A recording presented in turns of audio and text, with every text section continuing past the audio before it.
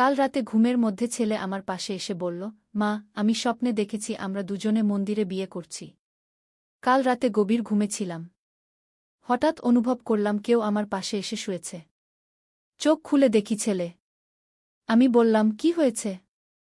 দুঃস্বপ্ন দেখেছিস? সে আমার কাছে আরও ঘেঁষে এসে বলল, না মা, আমি খুব সুন্দর একটা স্বপ্ন দেখেছি। আমরা দুজনে মন্দিরে বিয়ে করছি। আমি চমকে উঠে বসলাম। কি বলছিস তুই? সে আমার হাত ধরে বলল, মা, স্বপ্নে দেখলাম তুমি লাল শাড়ি পরে আছো, আমি পাজামা পাঞ্জাবি পরে আছি। পুরোহিত মন্ত্র পড়ছেন, আমরা 7 পাক দিচ্ছি। আমি হতভম্ব হয়ে বললাম, এ কেমন স্বপ্ন? সে আমার গালে হাত রেখে বলল, মা, এটা শুধু স্বপ্ন ছিল না। এটা ছিল আমার হৃদয়ের গভীরতম ইচ্ছা। আমি তোমাকে ভালোবাসি, আমি তোমাকে বিয়ে করতে চাই। আমি কাঁপতে কাঁপতে বললাম, তুই কি বলছিস?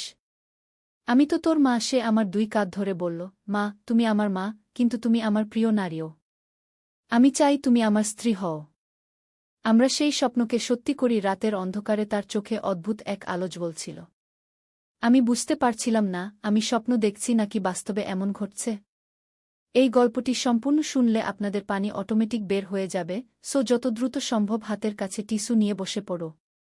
বিছানার চাদর যেন নষ্ট না হয় সেটা সম্পূর্ণ খেয়াল রাখার অনুরোধ জানিয়ে গল্পটি এখন শুরু করব।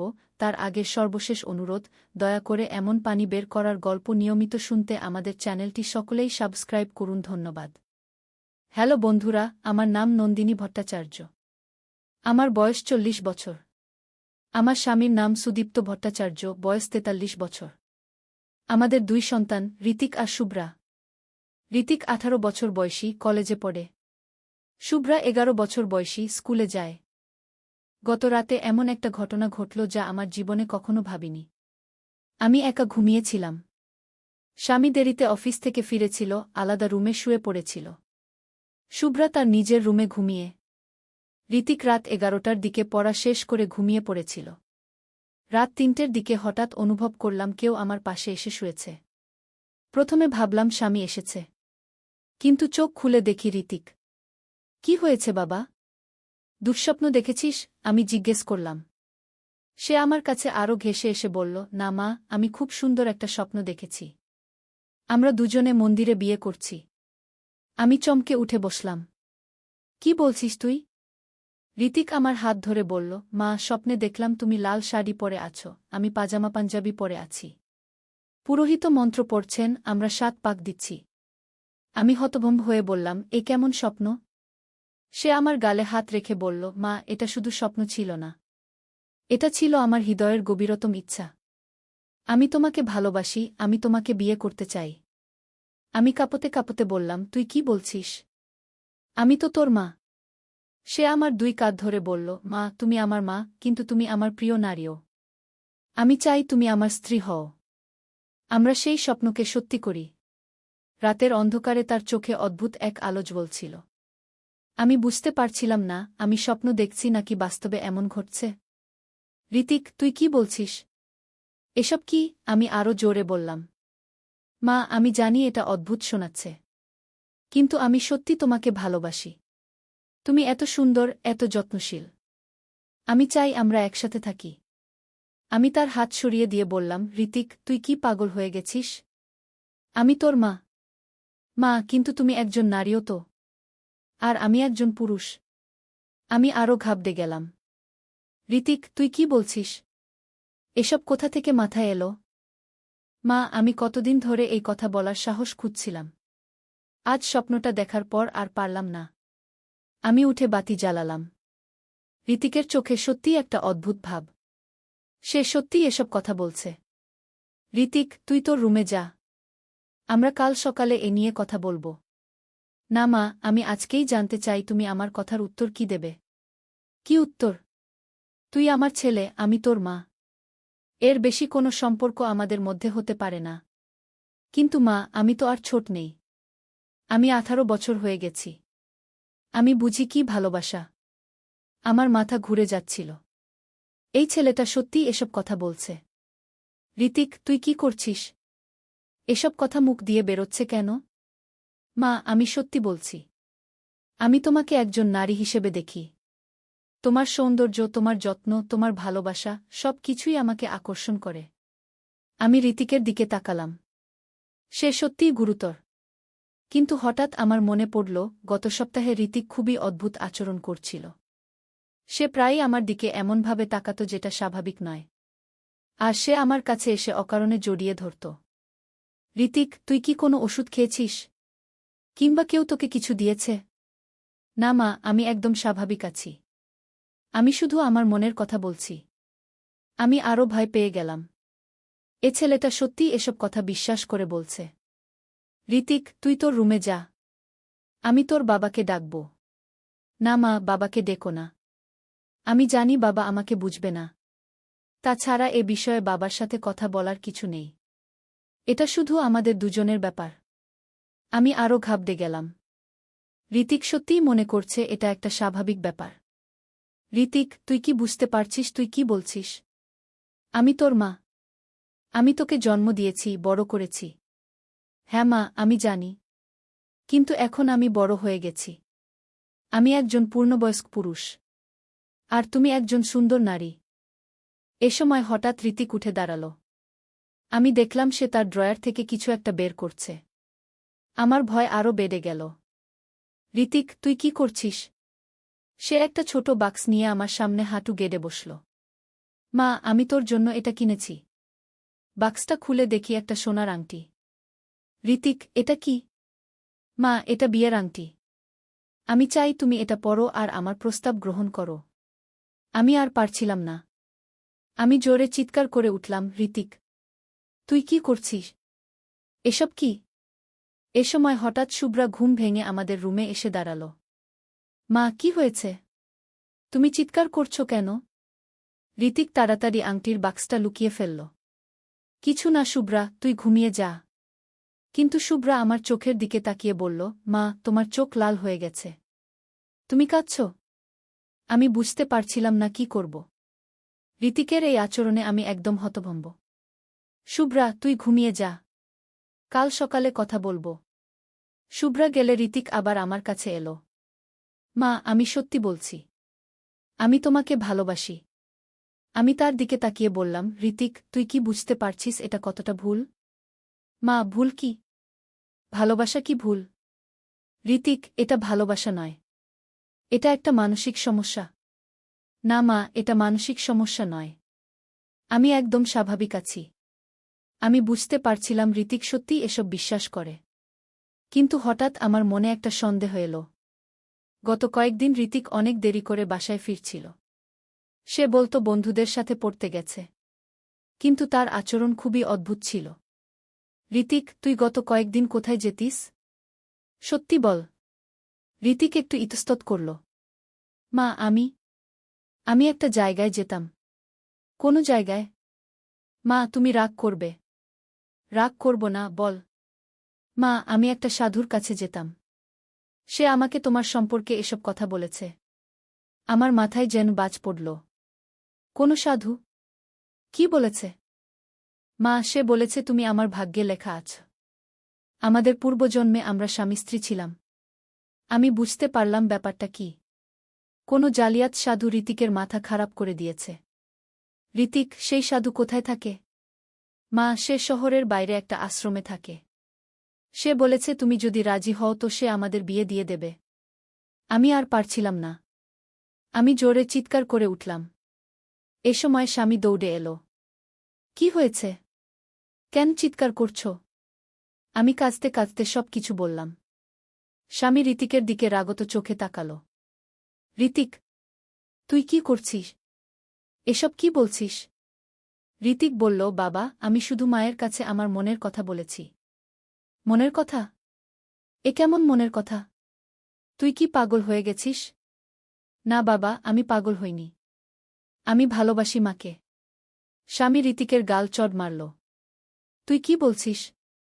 লজ্জা করে না?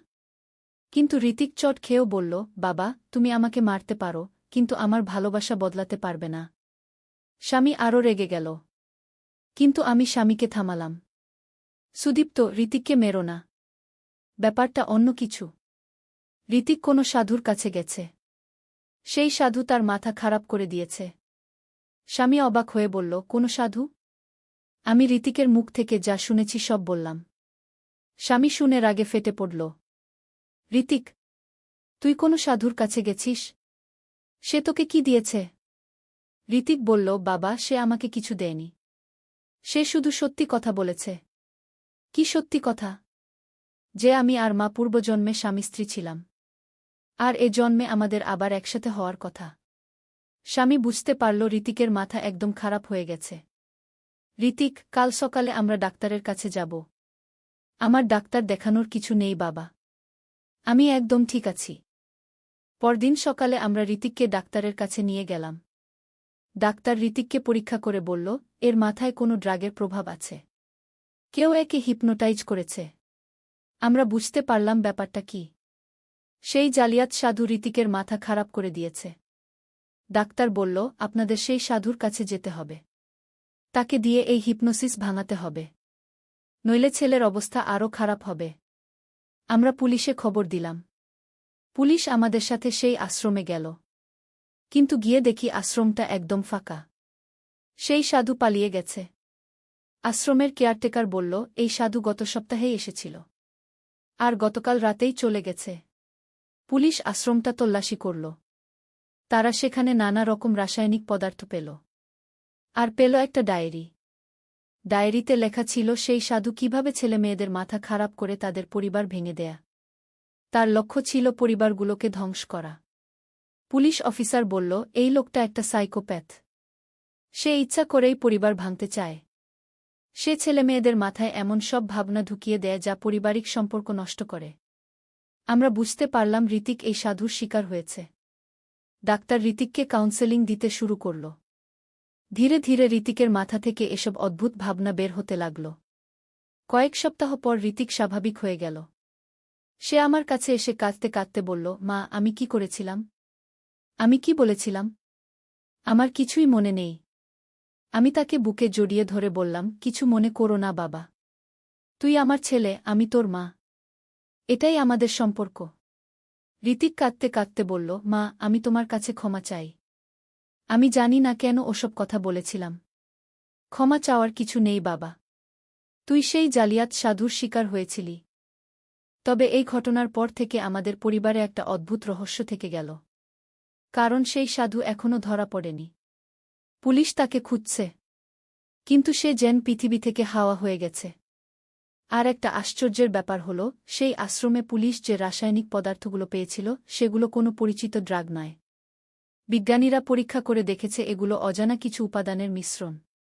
কিন্তু সবচেয়ে রহস্যময় ব্যাপার হল, ঋতিক যখন স্বাভাবিক হয়ে গেল তখন সে একটা অদ্ভুত ক্ষমতা পেয়ে গেল। সে মানুষের মনের কথা পড়তে পারে। প্রথমে আমরা বিশ্বাস করিনি।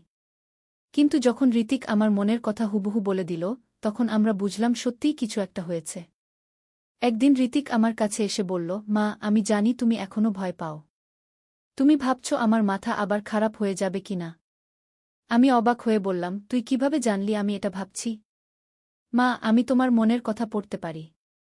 সেই সাধুর ওষুধের প্রভাবে আমার এই ক্ষমতা এসেছে। আমি ভয় পেয়ে গেলাম। এটা কি রকম ক্ষমতা? মা, আমি যার হাত ছুঁই তার মনের কথা পড়তে পারি। আমি স্বামীকে এই কথা বললাম। স্বামী প্রথমে বিশ্বাস করল না।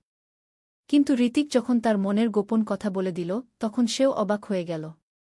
এদিকে সেই রহস্যময় সাধুর খোঁজ চলতে থাকল। পুলিশ বিভিন্ন জায়গায় তার ছবি দিয়ে খোঁজ করতে লাগল।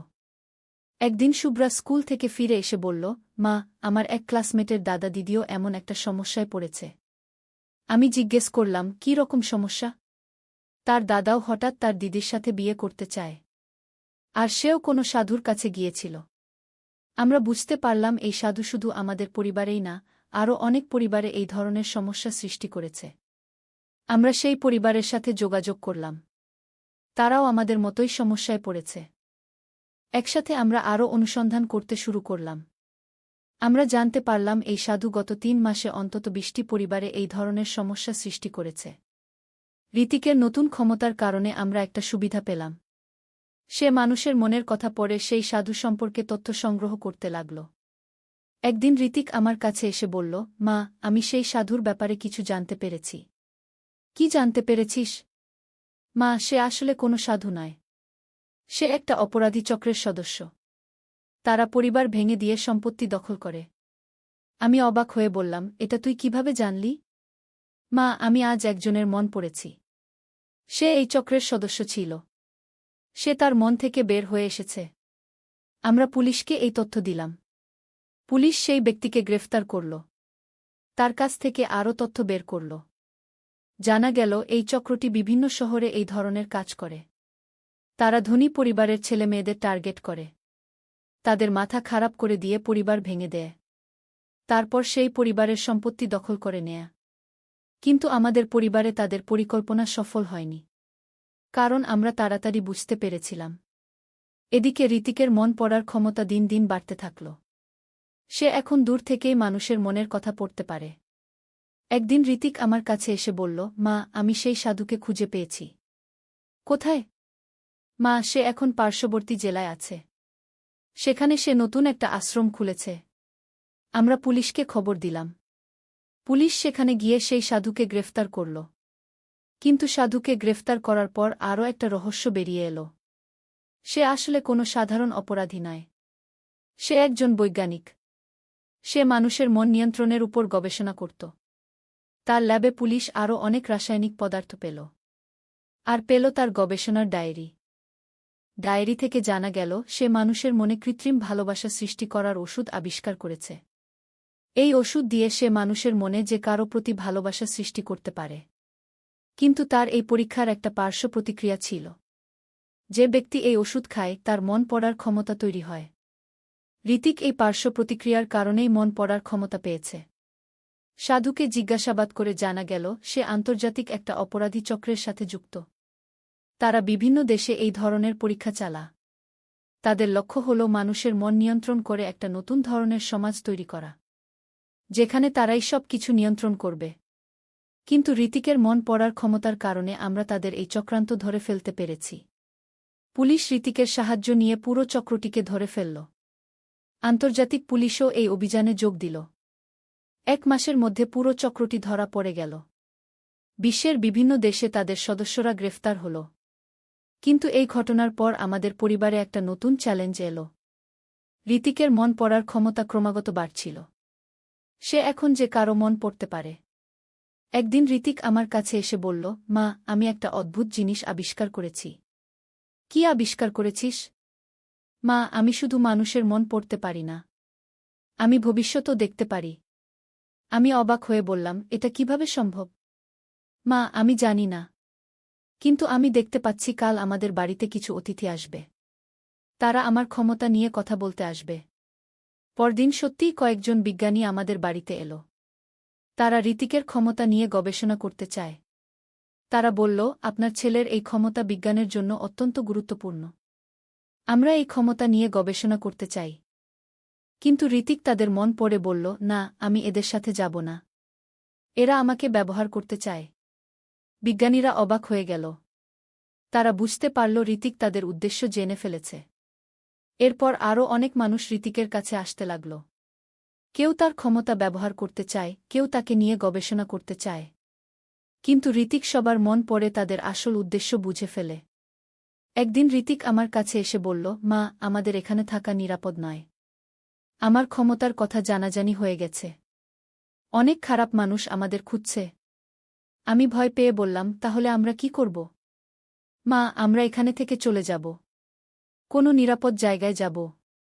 কিন্তু যাওয়ার আগে ঋতিক তার ক্ষমতা দিয়ে একটা কাজ করতে চায়। সে সেই অপরাধী চক্রের বাকি সদস্যদের খুঁজে বের করতে চায়। পুলিশের সাহায্যে ঋতিক একের পর এক অপরাধীদের মন পড়ে তাদের গোপন তথ্য বের করতে লাগল। এই অভিযানে ঋতিকের ক্ষমতা অসাধারণ কাজে এলো। সে পুলিশকে এমন সব তথ্য দিল যা অন্যভাবে কখনো পাওয়া যেত না।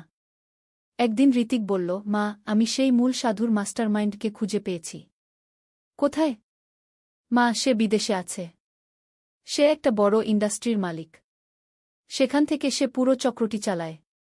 পুলিশ আন্তর্জাতিক সহযোগিতায় সেই মাস্টারমাইন্ডকেও গ্রেফতার করল।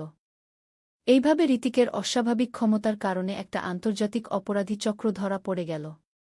কিন্তু এরপর আমাদের আরও বড় একটা রহস্যের মুখোমুখি হতে হল। ঋতিকের ক্ষমতা দিন দিন বাড়তে থাকল। সে এখন শুধু মন পড়তে পারে না, ভবিষ্যতও দেখতে পারে। একদিন ঋতিক আমাদের বলল, আগামীকাল আমাদের বাড়িতে একটা বিপদ আসবে। কিছু খারাপ মানুষ আমাকে ধরে নিয়ে যেতে আসবে। আমরা পুলিশকে খবর দিলাম। পুলিশ আমাদের বাড়িতে নিরাপত্তার ব্যবস্থা করল। পরদিন সত্যিই কয়েকজন অস্ত্রধারী লোক আমাদের বাড়িতে আসল। কিন্তু পুলিশ তৈরি থাকায় তারা ধরা পড়ে গেল। এদের জিজ্ঞাসাবাদ করে জানা গেল এরা একটা গোপন সংস্থার সদস্য। তারা ঋতিকের মতো ক্ষমতাসম্পন্ন মানুষদের খুঁজে বের করে তাদের ব্যবহার করে। এরপর সরকার ঋতিকের নিরাপত্তার জন্য বিশেষ ব্যবস্থা নিল। আমাদের পরিবারকে একটা নিরাপদ জায়গায় পাঠানো হল। কিন্তু ঋতিক তার ক্ষমতা দিয়ে মানুষের উপকার করতে চায়। সে হারিয়ে যাওয়া মানুষদের খুঁজে বের করতে সাহায্য করে। অপরাধীদের ধরতে পুলিশকে সাহায্য করে। ধীরে ধীরে ঋতিক একজন গোয়েন্দার মতো কাজ করতে শুরু করল। তার ক্ষমতার কারণে অনেক জটিল মামলার সমাধান হল। একদিন ঋতিক একটা অদ্ভুত জিনিস বলল, মা, আমি দেখতে পাচ্ছি ভবিষ্যতে আমার ক্ষমতা আরও বাড়বে। আমি শুধু মন পড়তে পারব না, মানুষের মন নিয়ন্ত্রণও করতে পারব। আমি ভয় পেয়ে বললাম, এটা তো আরও ভয়ানক। না মা, আমি এই ক্ষমতা ভালো কাজে ব্যবহার করব। আমি খারাপ মানুষদের মন পরিবর্তন করে তাদের ভালো করে দেব। কিন্তু সময়ের সাথে সাথে আমরা বুঝতে পারলাম ঋতিকের এই ক্ষমতা শুধু সুবিধা নয়, এটা একটা অভিশাপও। মানুষের মন পড়তে পারার কারণে ঋতিক মানুষের সব গোপন কথা জেনে ফেলে। এতে তার মানসিক চাপ বাড়তে থাকে। একদিন ঋতিক আমার কাছে কাঁদতে কাঁদতে এলো। মা, আমি আর পারছি না। মানুষের মনের এত খারাপ চিন্তা জেনে আমার মন খারাপ হয়ে যাচ্ছে। আমি তাকে বুকে জড়িয়ে ধরলাম। বাবা, তুই চাইলে এই ক্ষমতা বন্ধ করতে পারিস না? মা, আমি চেষ্টা করেছি। কিন্তু পারছি না। এটা এখন আমার সাথে স্থায়ীভাবে জুড়ে গেছে। এ সময় একজন বিজ্ঞানী আমাদের কাছে এসে বলল, তিনি ঋতিকের এই ক্ষমতা কমানোর একটা উপায় খুঁজে পেয়েছেন। কি উপায়? আমি একটা বিশেষ ধরনের মেডিটেশন আবিষ্কার করেছি। এই মেডিটেশন করলে মন পড়ার ক্ষমতা নিয়ন্ত্রণ করা যায়। ঋতিক সেই মেডিটেশন শিখতে শুরু করল। ধীরে ধীরে সে তার ক্ষমতা নিয়ন্ত্রণ করতে পারল। এখন ঋতিক যখন চায় তখন মন পড়তে পারে, যখন চায় না তখন পারে না। এই ঘটনার পর আমাদের পরিবার আরও শক্তিশালী হয়ে উঠল। আমরা বুঝতে পারলাম জীবনে যে কোনো সমস্যা এলে একসাথে মিলে তার মোকাবেলা করতে হয়। ঋতিক এখন তার ক্ষমতা দিয়ে সমাজের উপকার করে। সে হারিয়ে যাওয়া শিশুদের খুঁজে বের করে। অপরাধীদের ধরতে পুলিশকে সাহায্য করে। আর আমি গর্ব করি আমার ছেলেকে নিয়ে, যে একটা ভয়ানক পরিস্থিতির শিকার হয়েও তার ক্ষমতাকে ভালো কাজে ব্যবহার করছে। এই গল্পের শিক্ষা হল, জীবনে যত বড় বিপদই আসুক না কেন, পরিবারের ভালোবাসা আর একসাথে থাকার শক্তি দিয়ে সব কিছু জয় করা যায়। কিন্তু আমাদের অ্যাডভেঞ্চার এখানেই শেষ নয়। কারণ ঋতিকের ক্ষমতার কথা জানাজানি হয়ে যাওয়ায় বিশ্বের বিভিন্ন প্রান্ত থেকে আরও অনেক রহস্যময় মানুষ আমাদের খুঁজে বের করেছে। একদিন একজন বৃদ্ধ মানুষ আমাদের বাড়িতে এলো। তিনি বললেন, আমি ঋতিকের মতো ক্ষমতাসম্পন্ন আরও অনেকের খোঁজ রাখি। আমরা একটা গোপন সংস্থা গঠন করেছি। আমাদের লক্ষ্য হল এই ক্ষমতা দিয়ে বিশ্বে শান্তি প্রতিষ্ঠা করা। ঋতিক তার মন পড়ে বুঝতে পারল এই বৃদ্ধ মানুষটি সত্যিই ভালো উদ্দেশ্যে এসেছেন। আমরা সিদ্ধান্ত নিলাম ঋতিক সেই সংস্থায় যোগ দেবে। কিন্তু একটা শর্তে, আমরা সবাই একসাথে থাকব। সেই বৃদ্ধ মানুষ রাজি হলেন। তিনি আমাদের সবাইকে তাদের গোপন ঘাঁটিতে নিয়ে গেলেন। সেখানে গিয়ে দেখি আরও অনেক পরিবার আছে যাদের সন্তানদের অস্বাভাবিক ক্ষমতা আছে। কেউ ভবিষ্যৎ দেখতে পারে, কেউ বস্তু সরাতে পারে, কেউ আগুন নিয়ন্ত্রণ করতে পারে। এই জায়গায় এসে আমরা বুঝতে পারলাম আমরা একা নই। এই পৃথিবীতে আরও অনেক পরিবার আছে যারা আমাদের মতো পরিস্থিতির মধ্য দিয়ে গেছে। এখানে এসে ঋতিক আরও অনেক কিছু শিখতে পারল। সে তার ক্ষমতা আরও ভালোভাবে ব্যবহার করতে পারল। আর আমি এখানে এসে অনেক মায়ের সাথে দেখা করলাম যারা আমার মতোই তাদের সন্তানদের নিয়ে চিন্তিত ছিল। কিন্তু একসাথে মিলে আমরা আমাদের সন্তানদের এই অস্বাভাবিক ক্ষমতাকে ভালো কাজে লাগাতে পারলাম। এই জায়গায় আমরা জানতে পারলাম যে ঋতিকদের মতো ক্ষমতাসম্পন্ন মানুষরা আসলে পৃথিবীর একটা বিশেষ অংশ। তারা বিশেষ কিছু কারণে এই ক্ষমতা পায়। কিছু মানুষ জন্মগতভাবে এই ক্ষমতা নিয়ে আসে। আবার কিছু মানুষ বিশেষ পরিস্থিতিতে এই ক্ষমতা পায়। ঋতিক সেই দ্বিতীয় দলের অন্তর্গত। সেই সাধুর ওষুধের প্রভাবে তার সুপ্ত ক্ষমতা জেগ। আল্লাহর রহমত ও মানুষের ধৈর্যের গল্প। প্রথম অধ্যায়, পরীক্ষার শুরু। অনেক দিন আগের কথা। এক ছোট্ট শহরে একটি পরিবার বাস করত। পিতা ছিলেন একজন সৎ ব্যবসায়ী, মা ছিলেন অত্যন্ত ধার্মিক, আর তাদের 2 সন্তান, একটি ছেলে ও একটি মেয়ে। এই পরিবারটি তাদের ধর্মীয় দায়িত্ব যথাযথভাবে পালন করত এবং সবসময় মানুষের উপকার করার চেষ্টা করত। পিতা প্রতিদিন সকালে ফজরের নামাজ পড়ে দোকানে যেতেন। তার দোকানে কাপড়ের ব্যবসা ছিল। কিন্তু তিনি কখনো মিথ্যা কথা বলতেন না, কম দামে ভালো কাপড় দিতেন এবং গরিব মানুষদের বাকিতেও কাপড় দিতেন। মা সংসারের কাজ করতেন এবং পাড়ার অন্যান্য মহিলাদের ইসলামী শিক্ষা দিতেন। একদিন আল্লাহ তাআলা এই পরিবারকে পরীক্ষা করার সিদ্ধান্ত নিলেন। পিতার ব্যবসায় হঠাৎ করে লোকসান হতে শুরু করল। একে একে তার পুরানো গ্রাহকরা অন্য দোকান থেকে কিনতে শুরু করল। কিছু মানুষ তার কাছ থেকে বাকিতে কাপড় নিয়ে টাকা দিল না। প্রথমে পরিবারের সবাই ভেবেছিল এটা সাময়িক সমস্যা। কিন্তু দিন যেতে থাকল, আর অবস্থা খারাপ হতে থাকল। তবুও পিতা তার সততা ও ঈমান হারালেন না। তিনি বললেন, আল্লাহ আমাদের পরীক্ষা নিচ্ছেন। আমরা ধৈর্য ধরব এবং তার উপর ভরসা রাখব। মা পরিবারের খরচ কমিয়ে দিলেন। তারা আগের মতো ভালো খাবার খেতে পারতেন না, কিন্তু তবুও প্রতিদিন নামাজ পড়তেন এবং কোরআন তেলাওয়াত করতেন। সন্তানরাও বুঝতে পারল যে তাদের পরিবারের কঠিন সময় চলছে, কিন্তু তারা কখনো অভিযোগ করল না। দ্বিতীয় অধ্যায়, আরও বড় পরীক্ষা। কয়েক মাস পর পরিবারের আর্থিক অবস্থা আরও খারাপ হয়ে গেল। পিতাকে তার দোকান বন্ধ করে দিতে হল। তিনি কাজের খোঁজে বিভিন্ন জায়গায় গেলেন, কিন্তু কোথাও ভালো কাজ পেলেন না। যেটুকু কাজ পেতেন তার মজুরি খুবই কম ছিল। এদিকে মায়ের শরীর খারাপ হতে শুরু করল। প্রথমে সামান্য অসুস্থতা মনে হলেও পরে বোঝা গেল এটা একটা গুরুতর রোগ। ডাক্তার বললেন চিকিৎসার জন্য অনেক টাকার প্রয়োজন হবে। কিন্তু পরিবারের কাছে সেই টাকা ছিল না। পিতা খুব চিন্তিত হয়ে পড়লেন। একদিকে স্ত্রীর চিকিৎসার জন্য টাকা দরকার, অন্যদিকে দৈনন্দিন খরচ চালানোও কঠিন হয়ে পড়েছে। তিনি কয়েকজন আত্মীয় ও পরিচিতদের কাছে সাহায্যের জন্য গেলেন, কিন্তু সবাই একটা না একটা অজুহাত দেখিয়ে সাহায্য করতে অস্বীকার করল। একদিন রাতে পিতা দীর্ঘ সময় ধরে দোয়া করলেন। তিনি আল্লাহর কাছে কান্নাকাটি করে বললেন, হে আল্লাহ, আমি জানি আপনি আমার প্রতিটি অবস্থা সম্পর্কে অবগত। আমি আপনার উপর পূর্ণ ভরসা রাখছি। আপনি আমার স্ত্রীকে সুস্থ করে দিন এবং আমাদের এই কঠিন সময় থেকে উদ্ধার করুন গ। মা যদিও অসুস্থ ছিলেন, তবুও তিনি পরিবারের সবার মনোবল বাড়িয়ে রাখার চেষ্টা করতেন।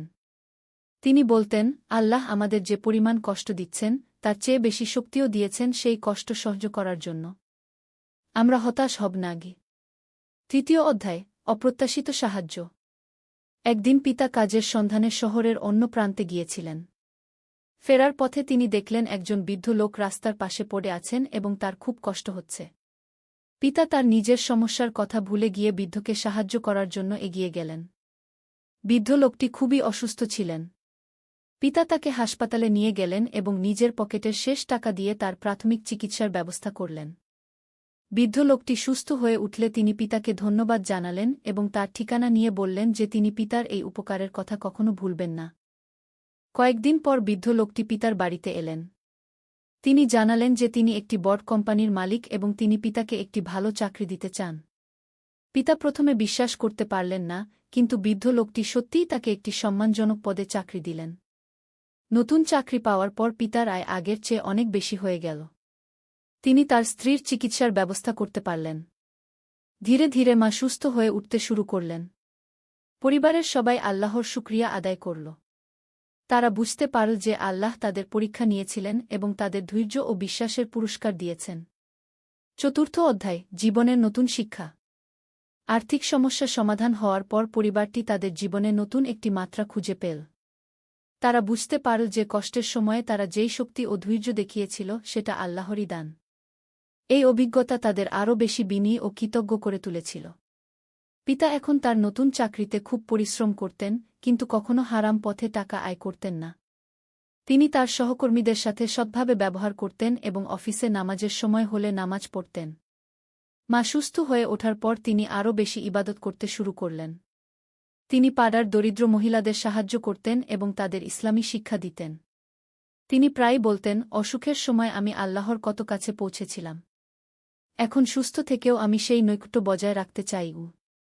ছেলে ও মেয়ে দুজনেই তাদের বাবা মায়ের কাছ থেকে ধৈর্য, কৃতজ্ঞতা ও আল্লাহর উপর ভরসার শিক্ষা নিল। তারা লেখাপড়ায় মন দিল এবং সবসময় সৎ থাকার চেষ্টা করল। পরিবারটি এখন নিয়মিত গরিব মানুষদের সাহায্য করত। তারা মনে করত যে আল্লাহ তাদের যে সম্পদ দিয়েছেন তার একটা অংশ দরিদ্রদের হক। পঞ্চম অধ্যায়, সমাজের পরিবর্তন। পিতার চাকরিতে পারফরম্যান্স খুবই ভালো ছিল। কয়েক বছরের মধ্যে তিনি পদোন্নতি পেলেন এবং আরও বেশি দায়িত্ব পেলেন। কিন্তু তিনি কখনো অহংকার করলেন না। তিনি মনে রাখতেন যে এই সব কিছু আল্লাহরই দান। একদিন অফিসে একটি বিশেষ পরিস্থিতি দেখা দিল। কোম্পানিতে একটি বড় প্রজেক্টে কিছু অনিয়ম হচ্ছিল। অনেক কর্মচারী সেই অনিয়মে জড়িত ছিল এবং অতিরিক্ত টাকা আয় করছিল। পিতাকেও সেই অনিয়মে যোগ দিতে বলা হল। পিতা দৃঢ়ভাবে অনিয়মে যোগ দিতে অস্বীকার করলেন। তিনি বললেন, আমি হারাম টাকা স্পর্শ করব না, যদিও তার জন্য আমার চাকরি চলে যায়। ও অন্যান্য কর্মচারীরা তাকে বোকা বলল এবং বলল যে তিনি একটা সুযোগ হাতছাড়া করছেন। কিন্তু আল্লাহ পিতার এই সততার পুরস্কার দিলেন। কয়েক মাস পর কোম্পানির মালিক ঠিক এই অনিয়মের বিষয়ে জানতে পারলেন।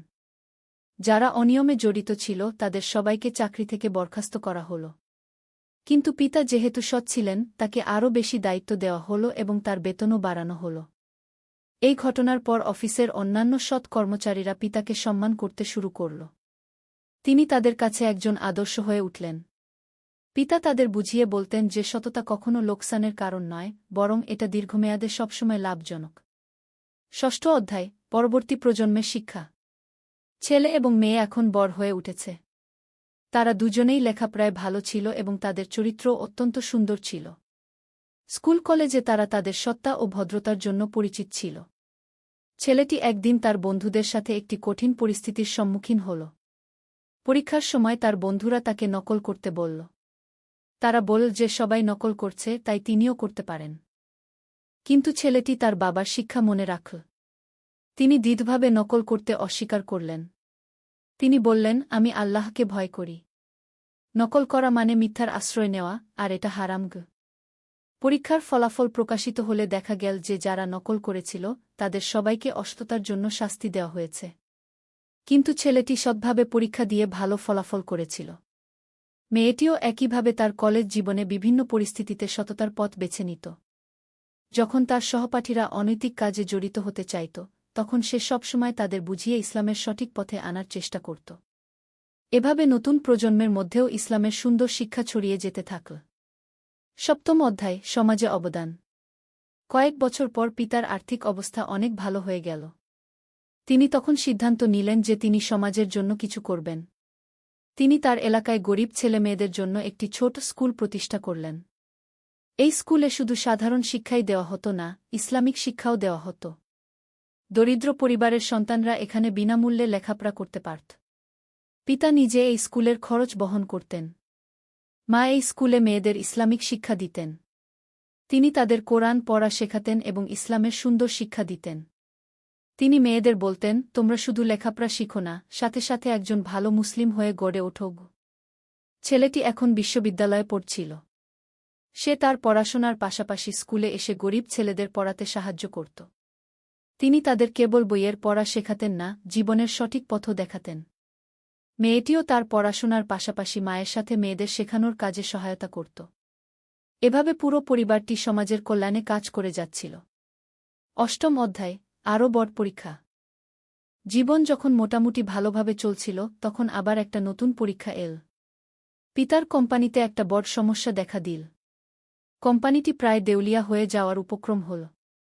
অনেক কর্মচারীর চাকরি চলে যাওয়ার সম্ভাবনা দেখা দিল।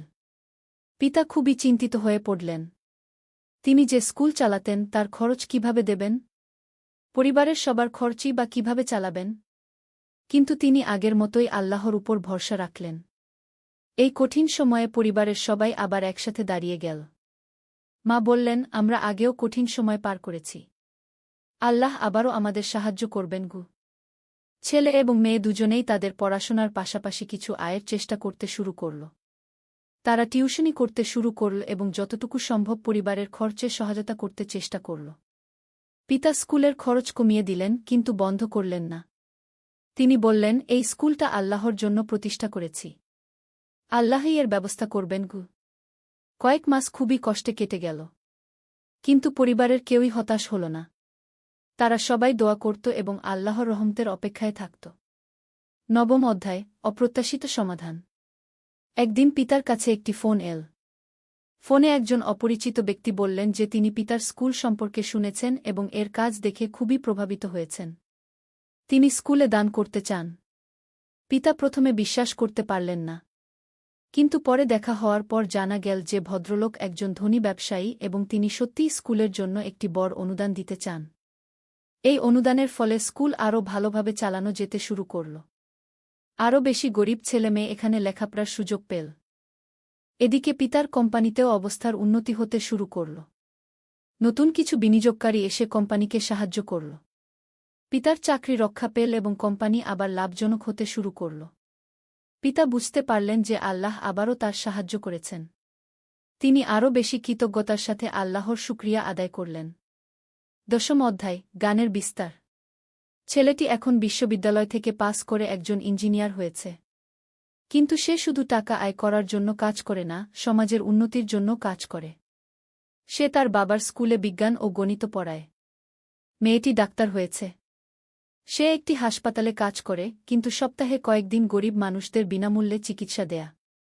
সে মনে করে যে আল্লাহ তাকে যে জ্ঞান দিয়েছেন সেটা মানুষের সেবায় ব্যবহার করা তার দায়িত্ব। পিতা এখন তার কোম্পানিতে একটি ভালো পদে আছেন। তিনি তার অধীনস্থ কর্মচারীদের সাথে খুবই ভালো ব্যবহার করেন এবং তাদের ইসলামের সুন্দর শিক্ষা দেন। অনেক অমুসলিম সহকর্মী তার আচরণ দেখে ইসলামের প্রতি আকৃষ্ট হয়েছে। মা এখন এলাকার একজন সম্মানিত ব্যক্তিত্ব। তিনি মহিলাদের ইসলামিক শিক্ষা দেওয়ার পাশাপাশি বিভিন্ন সামাজিক সমস্যার সমাধানেও সাহায্য করেন। তার কাছে অনেক মানুষ পরামর্শের জন্য আসে। 11 অধ্যায়, সমাজের আরও বিস্তৃত প্রভাব। পিতার প্রতিষ্ঠিত স্কুলটি এখন এলাকার একটি পরিচিত শিক্ষা প্রতিষ্ঠান হয়ে উঠেছে। এখানে যে ছেলেমেয়েরা পড়াশোনা করেছে তারা অন্য স্কুলের ছাত্রছাত্রীদের তুলনায় চরিত্র ও আচরণে অনেক এগিয়ে। তারা সততা, বিনয় এবং পরোপকারিতার জন্য পরিচিত। একদিন স্থানীয় একজন সরকারি কর্মকর্তা এই স্কুল পরিদর্শনে এলেন। তিনি স্কুলের শিক্ষা ব্যবস্থা ও ছাত্রছাত্রীদের আচরণ দেখে মুগ্ধ হলেন। তিনি পিতাকে বললেন যে সরকার এরকম আদর্শ শিক্ষা প্রতিষ্ঠানকে সহায়তা করতে চায়। এই সরকারি সহায়তার ফলে স্কুলটি আরও বড় হল। আরও বেশি শিক্ষক নিয়োগ দেওয়া হল এবং আরও বেশি ছাত্রছাত্রী ভর্তি হওয়ার সুযোগ পেল। কিন্তু সবচেয়ে গুরুত্বপূর্ণ বিষয় হল স্কুলের মূল উদ্দেশ্য অর্থাৎ ইসলামিক মূল্যবোধ ভিত্তিক শিক্ষা অক্ষুণ্ণ রইল। ছেলেটি এখন একজন সফল ইঞ্জিনিয়ার হিসেবে নিজের ক্যারিয়ার গড়ে তুলেছে। কিন্তু তার সফলতা তাকে অহংকারী করেনি। সে এখন তার এলাকায় একটি টেকনিক্যাল ইনস্টিটিউট প্রতিষ্ঠার পরিকল্পনা করছে যেখানে গরিব ছেলেমেয়েরা কারিগরি শিক্ষা নিতে পারবে। মেয়েটি ডাক্তার হিসেবে দারুণ সুনাম অর্জন করেছে। কিন্তু তার সবচেয়ে বড় পরিচয় হল তার মানবিকতা।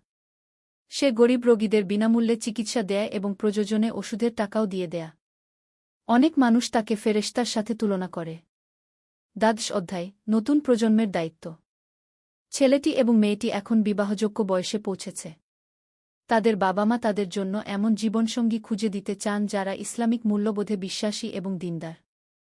ছেলেটির বিয়ে হল এমন এক মেয়ের সাথে যে নিজেও একজন শিক্ষিত এবং ধর্মভীরু। তাদের দুজনের স্বপ্ন হল একটি আদর্শ ইসলামিক পরিবার গড়ে তোলা এবং সমাজের সেবা করা। মেয়েটির বিয়ে হল একজন ধার্মিক ডাক্তারের সাথে। তারা দুজনে মিলে একটি চ্যারিটি ক্লিনিক খোলার পরিকল্পনা করছে যেখানে দরিদ্র মানুষজন বিনামূল্যে চিকিৎসা পাবে। এভাবে নতুন প্রজন্ম তাদের পূর্বপুরুষদের আদর্শ অনুসরণ করে এগিয়ে চলেছে। তারা বুঝেছে যে জীবনের প্রকৃত সফলতা কেবল অর্থসম্পদে নয়, বরং আল্লাহর সন্তুষ্টি অর্জন এবং মানুষের কল্যাণ করায়। 13 অধ্যায়, পরবর্তী প্রজন্মের জন্মে। কয়েক বছর পর ছেলেটি ও তার স্ত্রীর একটি সন্তান হল। মেয়েটি ও তার স্বামীরও সন্তান হল। এখন পরিবারে নতুন একটি প্রজন্মের আগমন ঘটেছে। পিতা এবং মা এখন দাদা-দাদি হয়েছেন। তারা তাদের নাতি-নাতনীদের শৈশব থেকেই ইসলামের সুন্দর শিক্ষা দিতে শুরু করেছেন। ছোট্ট শিশুদের কাছে তারা আল্লাহ, রাসূল, এবং ইসলামের গল্প বলেন।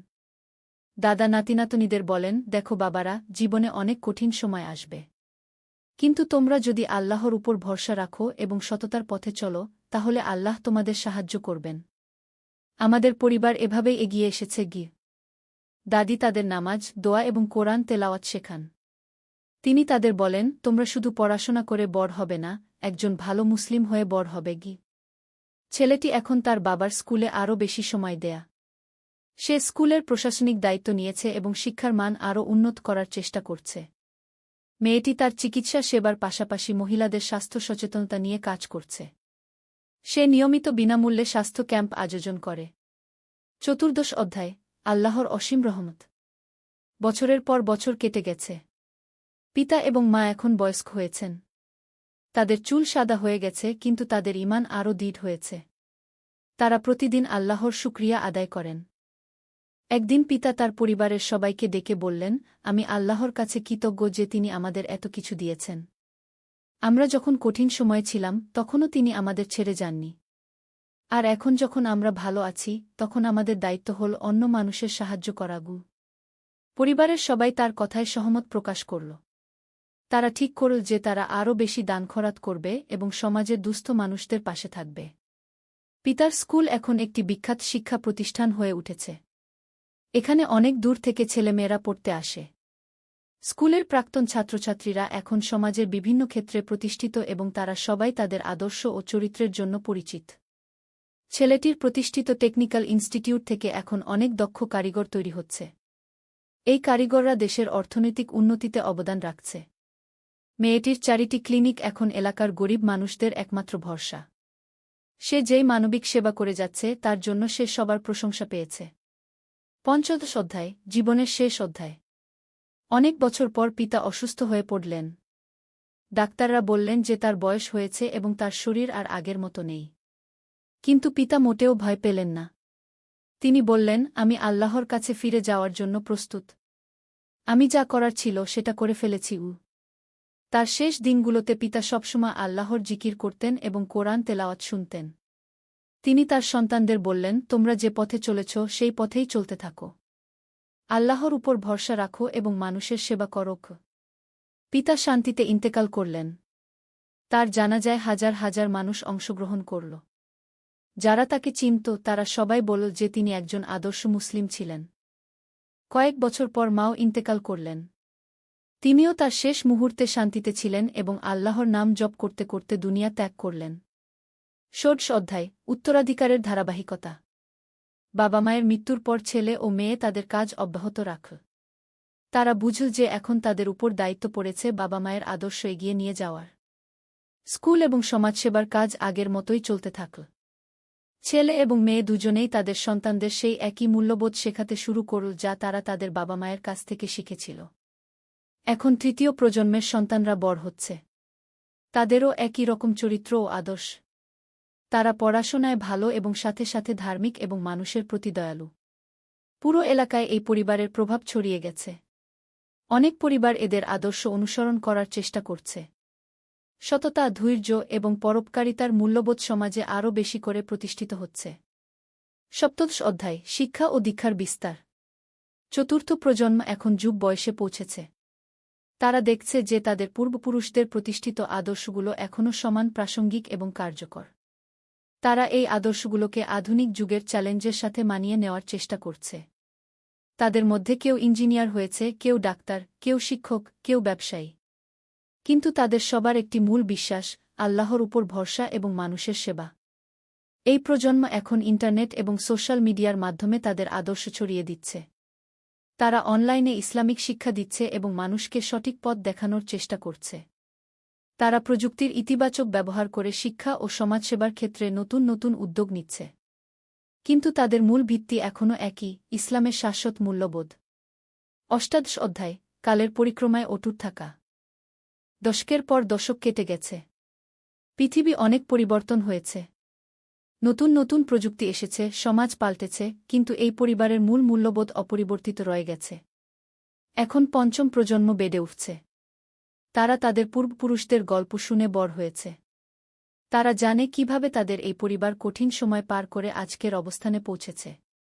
প্রতিটি প্রজন্ম তাদের নিজস্ব চ্যালেঞ্জের মুখোমুখি হয়েছে, কিন্তু তারা সবসময় আল্লাহর উপর ভরসা রেখে এবং তাদের পূর্বপুরুষদের আদর্শ অনুসরণ করে সেই চ্যালেঞ্জ অতিক্রম করেছে। আজও সেই প্রথম প্রতিষ্ঠিত স্কুল চালু আছে।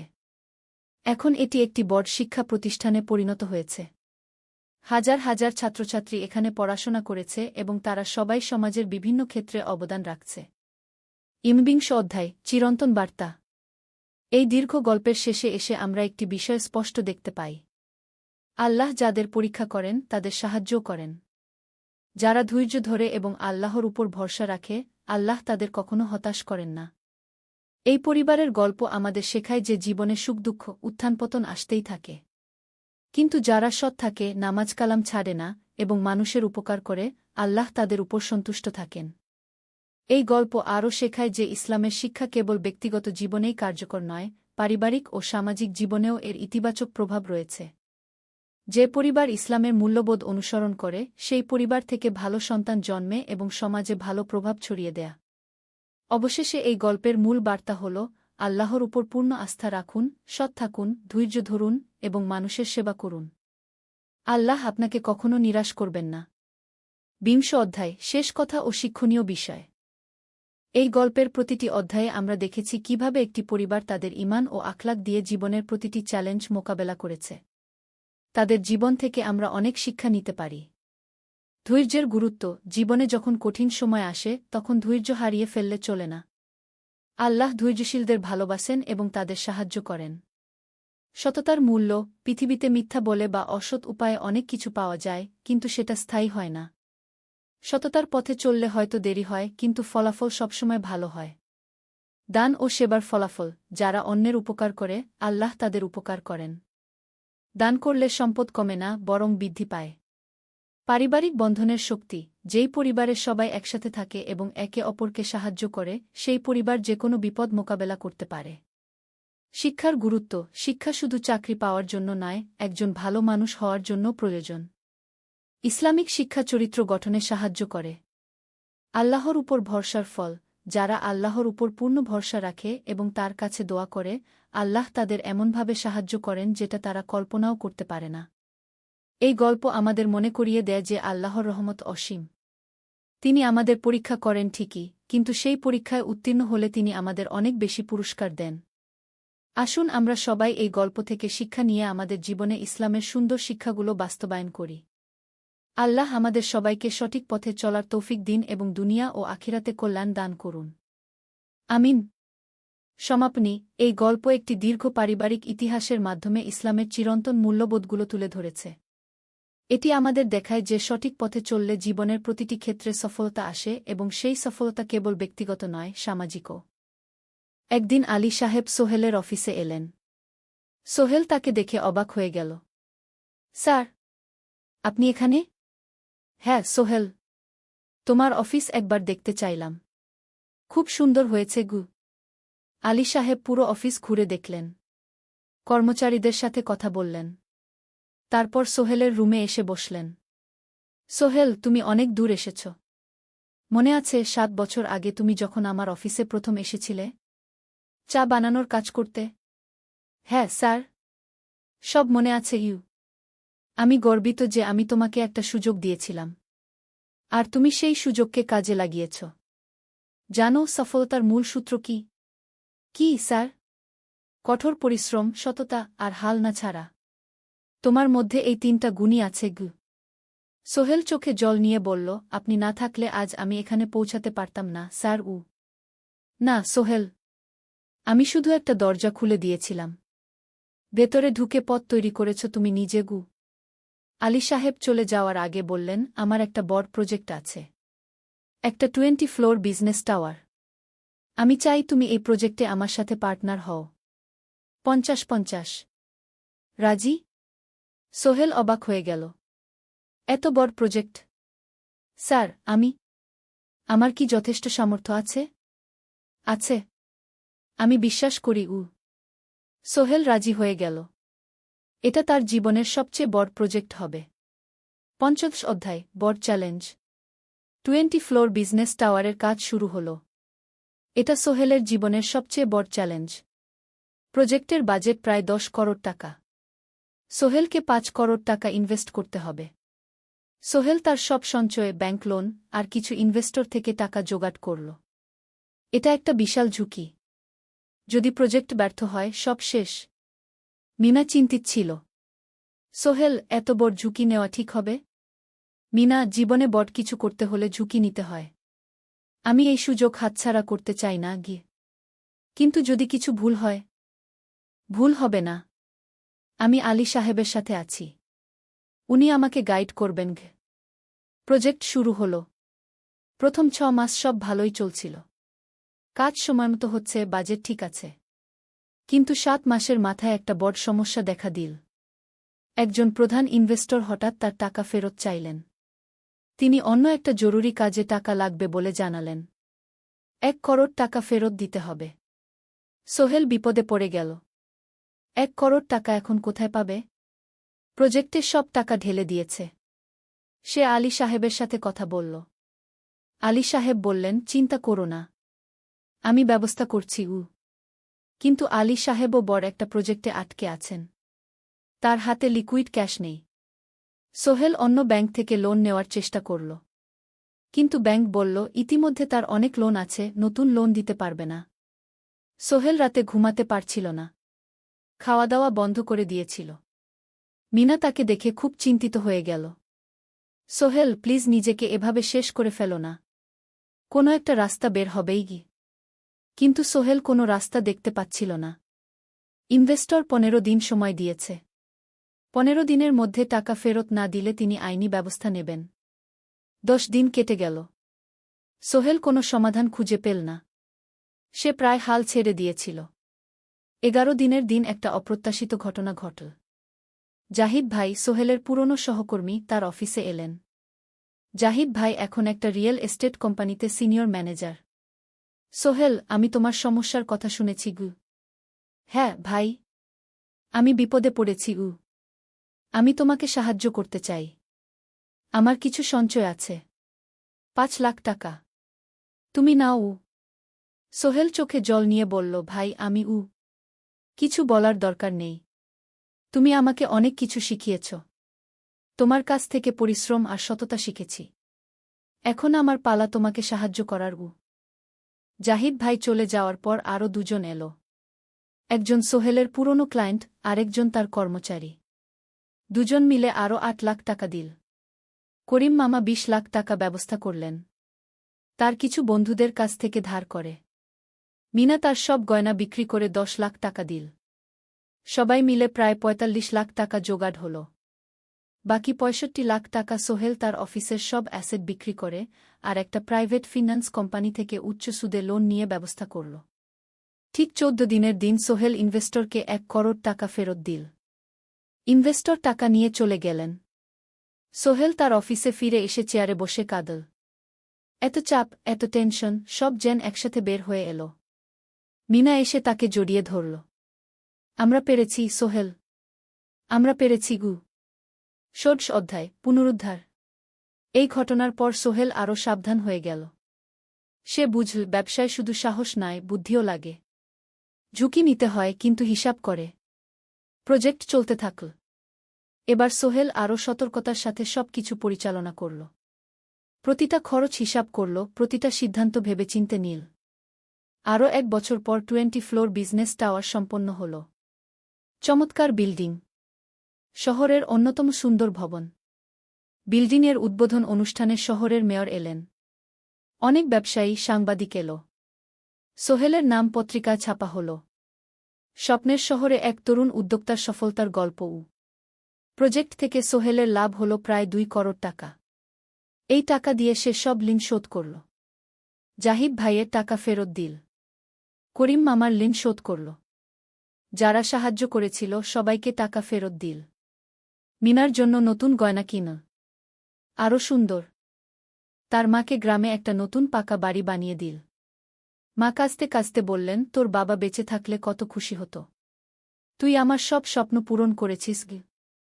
সোহেল নিজেদের জন্য একটা ফ্ল্যাট কিনা। 4 রুমের ফ্ল্যাট, সমুদ্রের কাছে। এখন আর ভাড়া বাড়িতে থাকতে হয় না। সপ্তদশ অধ্যায়, প্রতিদান। সোহেল এখন একজন প্রতিষ্ঠিত উদ্যোক্তা। কিন্তু সে তার শেখ ভোলেনি।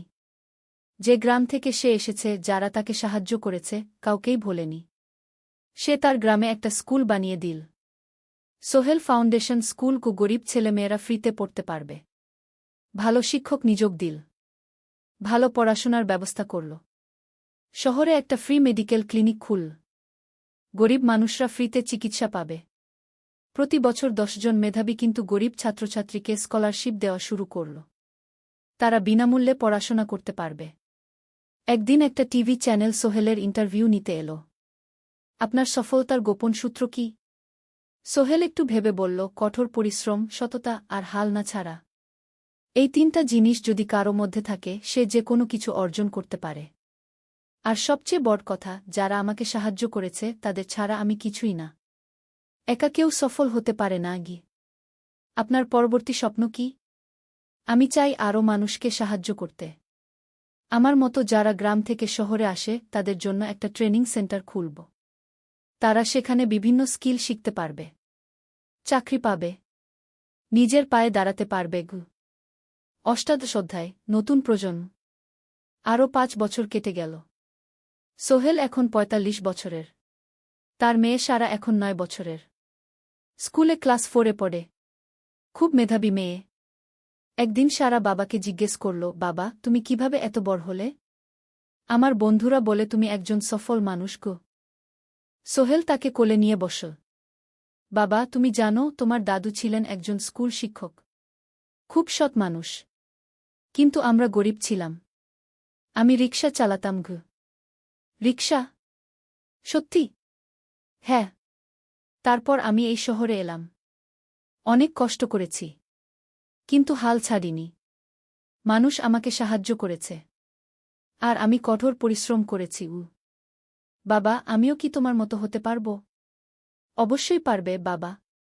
তবে মনে রেখো, সফলতা মানে শুধু টাকা পয়সা না। সফলতা মানে ভালো মানুষ হওয়া, অন্যদের সাহায্য করা, সৎ থাকা। সারা মাথা নাডল। আমি ভালো মানুষ হব বাবা। সোহেল তার মেয়েকে জড়িয়ে ধরল। মনে মনে ভাবল, তার জীবনের সব কষ্ট সার্থক হয়েছে। মিনা রান্নাঘর থেকে ডাকল, খাবার তৈরি। এসো। সোহেল সারাকে নিয়ে ডাইনিং টেবিলে গেল। ঋতু এসেছে। সে এখন বিয়ে করেছে, তার একটা ছেলে হয়েছে। সোহেলের মা মাঝে মাঝে চট্টগ্রামে বেড়াতে আসেন। আজও এসেছেন। সবাই মিলে খেতে বসল। হাসিগল্পে ভরা পরিবার। সোহেল তাকাল তার মায়ের দিকে, মিনার দিকে, সারার দিকে, ঋতুর দিকে। মনে হল, জীবনে আর কি চাই? খাওয়া শেষে সবাই বসে রইল। গল্প করছিল। হঠাৎ সোহেলের ফোন বাজল। অফিস থেকে। একটা জরুরি বিষয়। সোহেল ফোন রেখে দিয়ে মিনাকে বলল, একটা নতুন প্রজেক্টের প্রস্তাব এসেছে। একটা এতিমখানা বানানোর কাজ। সরকারি প্রজেক্ট। তুমি নেবে? অবশ্যই। এটা আমার স্বপ্নের প্রজেক্ট। যেসব বাচ্চাদের বাবা মা নেই তাদের জন্য একটা সুন্দর জায়গা। মিনা হাসল। তুমি কখনো বদলাও না। এখনো অন্যদের কথা ভাবো। এটাই তো জীবন মিনা। শুধু নিজের জন্য বাঁচলে কি হবে? 49 অধ্যায়, উত্তরাধিকার। 10 বছর আরও কেটে গেল। সোহেল এখন 55 বছরের। তার চুলে পাক ধরেছে। কিন্তু শক্তি এখনও আগের মতোই। সারা এখন 19 বছরের। সে বিশ্ববিদ্যালয়ে ইঞ্জিনিয়ারিং পড়ছে। সে চায় বাবার মতো কনস্ট্রাকশন ইন্ডাস্ট্রিতে কাজ করতে। একদিন সারা বাবাকে বলল, বাবা, আমি তোমার কোম্পানিতে কাজ করতে চাই। এখনও তো তোর পড়াশোনা বাকি। জানি। কিন্তু আমি এখন থেকেই শিখতে চাই। ছুটির দিনে তোমার সাথে সাইটে যেতে চাই। দেখতে চাই কিভাবে কাজ হয়। সোহেল খুশি হয়ে গেল। তার মেয়ে তার পথ অনুসরণ করতে চায়। ঠিক আছে। কিন্তু শর্ত হল, তোকে সবকিছু নিজ থেকে শিখতে হবে। কোনো স্পেশাল ট্রিটমেন্ট পাবি না। আমি তো তাই চাই বাবাগু। সারা তার বাবার সাথে কাজ শিখতে শুরু করল। সে দেখল কিভাবে শ্রমিকরা কাজ করে, কিভাবে ম্যাটেরিয়াল বাছাই করতে হয়, কিভাবে একটা প্রজেক্ট ম্যানেজ করতে হয়। সোহেল তাকে কোনো সহজ পথ দিল না। সারাকেও সবার মতো কষ্ট করতে হল। সাইটে রোদে দাঁড়িয়ে থাকতে হল। শ্রমিকদের সাথে কথা বলতে হল। কিন্তু সারা হাল ছাড়ল না। সে তার বাবার মেয়ে। পরিশ্রম করতে জানে। 3 বছর পর সারা গ্রাজুয়েট হল। সে সোহেলের কোম্পানিতে জুনিয়র প্রজেক্ট ম্যানেজার হিসেবে যোগ দিল। সোহেল ধীরে ধীরে সারাকে বড় দায়িত্ব দিতে শুরু করল। সারা তার বাবার মতোই সৎ, পরিশ্রমী। 20 অধ্যায়, সমাপ্তি নয়, নতুন শুরু। আরও 5 বছর পর। সোহেল এখন 60 বছরের। সে সিদ্ধান্ত নিল, এবার অবসর নেওয়ার সময় এসেছে। কোম্পানির দায়িত্ব সারাকে দেবে। একটা অনুষ্ঠান করা হল। সোহেল আনুষ্ঠানিকভাবে কোম্পানির চেয়ারম্যান পদ থেকে অবসর নিল। সারা হল নতুন ম্যানেজিং ডিরেক্টর। সোহেল তার বক্তব্যে বলল, আমি যখন এই শহরে এসেছিলাম আমার পকেটে ছিল মাত্র ৫,০০০ টাকা, একটা ছোট্ট ব্যাগ আর অনেক স্বপ্ন। আজ ৪০ বছর পর আমি পেছনে ফিরে তাকাই, দেখি একটা দীর্ঘ পথ। সেই পথে অনেক কষ্ট ছিল, অনেক বাধা ছিল, কিন্তু ছিল অনেক ভালোবাসাও, অনেক মানুষের সাহায্যও। আমি বিশ্বাস করি সফলতা একা আসে না, এটা আসে অনেক মানুষের সমর্থন, ভালোবাসা আর বিশ্বাস নিয়ে। আমি যা কিছু অর্জন করেছি তা আমার একার না, এটা আমার পরিবারের, আমার কর্মচারীদের, আমার বন্ধুদের, সবার। আজ আমি আমার মেয়ে সারার হাতে এই দায়িত্ব তুলে দিচ্ছি। আমি জানি সে আমার চেয়ে ভালো করবে, কারণ সে শিখেছে আমার ভুল থেকে, আমার অভিজ্ঞতা থেকে। অনুষ্ঠান শেষ হল, সবাই চলে গেল। সোহেল আর মিনা অফিসে একা দাঁড়িয়ে রইল। মিনা, মনে আছে আমরা প্রথম কখন দেখা হয়েছিলাম? হ্যাঁ, তোমার সেই ছোট্ট মুদি দোকানে। তুমি বিস্কুট কিনতে এসেছিলে। কে ভেবেছিল সেই দিন থেকে আমাদের এই পর্যস্বপ্নের শহর। প্রথম অধ্যায়, যাত্রা শুরু। সকাল ৭টা বেজে গেছে। ঢাকার কমলাপুর রেলস্টেশনে মানুষের ভিড়। চারদিকে চা বিস্কুট বিক্রেতাদের চিৎকার, ট্রেনের হর্ন আর যাত্রীদের কোলাহল। এই বিশাল ভিড়ের মধ্যে একটা ছোট্ট ব্যাগ হাতে দাঁড়িয়ে আছে সোহেল। বয়স মাত্র ২২। গায়ের রং শ্যামলা, চোখে স্বপ্নের ঝিলিক। ভাইজা, চট্টগ্রামের টিকিট আছে? সোহেল টিকিট কাউন্টারের সামনে দাঁড়িয়ে জিজ্ঞেস করল। আছে। ৩০ টাকা। কাউন্টারের লোকটা উত্তর দিল। সোহেল তার পকেট থেকে টাকা বের করল। মোট ৫,০০০ টাকা। এই টাকা সে জমিয়েছে গত ৩ বছরে রিকশা চালিয়ে। তার স্বপ্ন ছিল চট্টগ্রাম গিয়ে একটা ভালো চাকরি পাওয়া। গ্রামে আর থাকতে চায় না সে। বাবা মারা গেছেন ১০ বছর আগে। মা আর ছোট বোন ঋতুকে নিয়ে সংসার চালাচ্ছিল রিকশা চালিয়ে। কিন্তু এভাবে তো আর সারা জীবন চলবে না। টিকিট কেটে সোহেল প্ল্যাটফর্মে এল। ট্রেন ছাড়বে আর মাত্র ১৫ মিনিট পরে। সে একটা বেঞ্চে বসে পড়ল। ব্যাগটা বুকের কাছে চেপে ধরল। এই ব্যাগে আছে তার সব সম্পদ, কিছু কাপড়, একটা ছোট্ট ফটো ফ্রেমে বাবা মায়ের ছবি, আর কিছু টাকা। কোথায় যাচ্ছেন? পাশে বসা একজন বয়স্ক মানুষ জিজ্ঞেস করলেন। চট্টগ্রাম কাকা। চাকরি খুঁজতে যাচ্ছি। কে? সোহেল বিনয়ের সাথে উত্তর দিল। ভালো, তবে শহরে সাবধানে থাকবেন। শহর মানে অনেক সুযোগ, কিন্তু অনেক ফাঁদও আছে। বয়স্ক লোকটা বললেন। সোহেল মাথা নাড়ল। সে জানে শহরের জীবন সহজ না, কিন্তু তার কোনো বিকল্প নেই। গ্রামে রিকশা চালিয়ে মাসে ৩,৫০০ টাকা আয় হতো। তার মধ্যে সংসার চালাতে হতো, বোনের স্কুলের খরচ দিতে হতো, মায়ের ওষুধের খরচ দিতে হতো। কিছুই বাঁচত না। আর এই জীবন থেকে বেরোনোর একটাই পথ, শহরে গিয়ে ভালো কাজ খুঁজে নেওয়া। সোহেল মনে মনে ভাবল তার বাবার কথা। বাবা ছিলেন একজন স্কুল শিক্ষক। খুব সৎ মানুষ ছিলেন। সবসময় বলতেন, সোহেল, তুই লেখাপড়া শিখে বড় মানুষ হবি।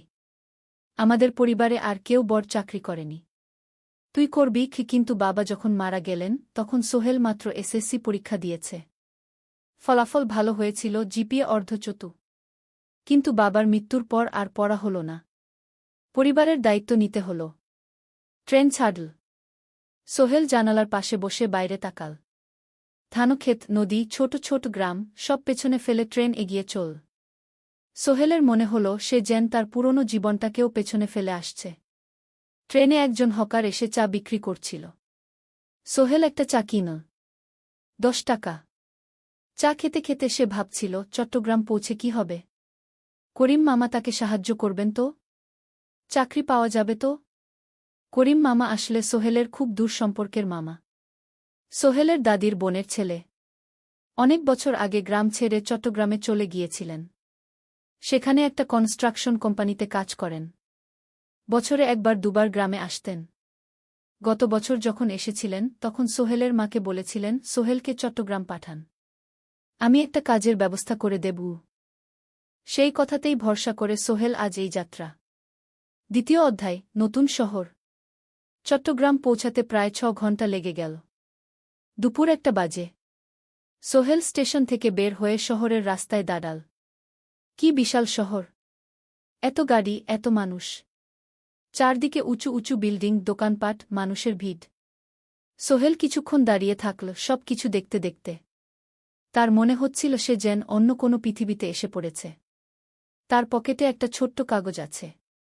সেখানে লেখা একটা ঠিকানা, করিম মিয়া, বাড়ি নং 23, রোড নং 5, আগ্রাবাদ, চট্টগ্রামকে। সোহেল একটা রিকশা ডাকল। কত নেবেন আগ্রাবাদ যেতে? 50 টাকা গু। সোহেল রিকশায় উঠল। রাস্তার দুধারে দোকান, মার্কেট, অফিস, সব কিছু দেখতে দেখতে সে অবাক হয়ে গেল। এত বড় শহর, এত কিছু। গ্রামের সেই ছোট্ট বাজারের সাথে কোনো তুলনাই হয় না। প্রায় আধা ঘন্টা পর রিকশা একটা পুরনো বাড়ির সামনে থামল। 3 তলা বাড়ি, কিন্তু রং উঠে গেছে। সিঁড়ি দিয়ে উঠে 3য় তলায় করিম মামার ফ্ল্যাটে নক করল। দরজা খুলল এক মধ্যবয়সী মহিলা। কে? আসসালামু আলাইকুম আপা। আমি সোহেল। নোয়াখালীর গ্রাম থেকে এসেছি। করিম মামা বাড়িতে আছেন? মহিলা তাকে মাথা থেকে পা পর্যন্ত দেখল। করিম তো অফিসে গেছে। তুমি কে? কোথা থেকে এসেছ? সোহেল সব খুলে বলল। মহিলা তাকে ভেতরে ঢুকতে দিল। বসো। করিম সন্ধ্যায় ফিরবে গু। ফ্ল্যাটটা ছোট। 2টো রুম, একটা ছোট্ট রান্নাঘর আর একটা বাথরুম। কিন্তু সোহেলের কাছে খুব সুন্দর লাগল। গ্রামের সেই টিনের ঘরের চেয়ে তো অনেক ভালো। মহিলা তার নাম জানাল সালমা। করিম মামার স্ত্রী। তাদের 2টো ছেলে, একজন ক্লাস 8-এ পড়ে, আরেকজন ক্লাস 5-এ। খেয়েছ? সালমা আপা জিজ্ঞেস করল। না আপা গু। অপেক্ষা করো। ভাত আছে, মাছ আছে। খাও। সোহেল প্রথমে রাজি হতে চাইল না। কিন্তু খুব খিদে পেয়েছিল। সকাল থেকে শুধু একটা চা আর বিস্কুট খেয়েছে। খাওয়া দাওয়ার পর সোহেল বসে রইল। সালমা আপা তাকে গল্প করতে লাগল। তোমার মা কেমন আছেন? তোমার বোন? ভালো আছে আপা। মার একটু গেটে বাত আছে। ওষুধ খাচ্ছেন। বোন স্কুলে পড়ে কু। তুমি কি করতে চাও এখানে? চাকরি খুঁজছি আপা। যে কোনো কাজ করব। বাসায় মা আর বোনকে টাকা পাঠাতে হবে। সালমা আপা মাথা নাড়ল। করিম তোমার জন্য কিছু একটা করবে। সে ভালো মানুষ গ। সারাদিন অপেক্ষা করল সোহেল। সন্ধ্যা 6টায় করিম মামা ফিরলেন। 50-এর কাছাকাছি বয়স, কালো রঙের প্যান্ট শার্ট পরা, হাতে একটা ব্যাগ। আরে সোহেল, কবে এলি? করিম মামা খুশি হয়ে বললেন। আজ সকালে মামা গু। করিম মামা তাকে জড়িয়ে ধরলেন। অনেকদিন পর দেখলাম। কেমন আছিস? ভালো আছি মামা গি। ভালো করেছিস এসে। এখানে অনেক সুযোগ আছে। তোর জন্য একটা কাজের ব্যবস্থা করে দেব। তবে প্রথমে কয়েকদিন এখানে থাক। শহরটা একটু চিনে নে। তারপর কাজে যোগ দিবি। সোহেলের মনে আসার আলো জ্বল। সে ভাবল হয়তো তার ভাগ্য এবার পাল্টাবে। 3য় অধ্যায়, প্রথম চাকরি। 1 সপ্তাহ পরে করিম মামা সোহেলকে তার কোম্পানিতে নিয়ে গেলেন। কোম্পানির নাম আলামিন কনস্ট্রাকশন। অফিসটা শহরের কেন্দ্রে, 5 তলা একটা বিল্ডিংয়ের দোতলায়। মালিক আলী সাহেব। 50-এর কাছাকাছি বয়স, মোটা চেহারা, চোখে সোনার ফ্রেমের চশমা। বড়লোক মানুষ, কিন্তু খুব কড়া। এই ছেলেটাকে কি কাজে লাগাবেন? আলী সাহেব করিম মামাকে জিজ্ঞেস করলেন। স্যার, ও আমার আত্মীয়। গ্রাম থেকে এসেছে। খুব পরিশ্রমী। যে কোনো কাজে লাগাতে পারেন। আলী সাহেব সোহেলের দিকে তাকালেন। তুমি কি পড়েছ? Sir, SSC pass. জিপিএ অর্ধচতু। হুম। ভালো। কম্পিউটার চালাতে পারো? না স্যার, পারি না। কিন্তু শিখতে চাই। আলী সাহেব একটু ভাবলেন। ঠিক আছে। তোমাকে অফিসের কাজে রাখব। ফাইল গুছানো, চা বানানো, কাগজপত্র নিয়ে যাওয়া, না এসব। মাসে 5,000 টাকা। রাজি আছো? জি স্যার। সোহেল খুশি হয়ে গেল। 5,000 টাকা।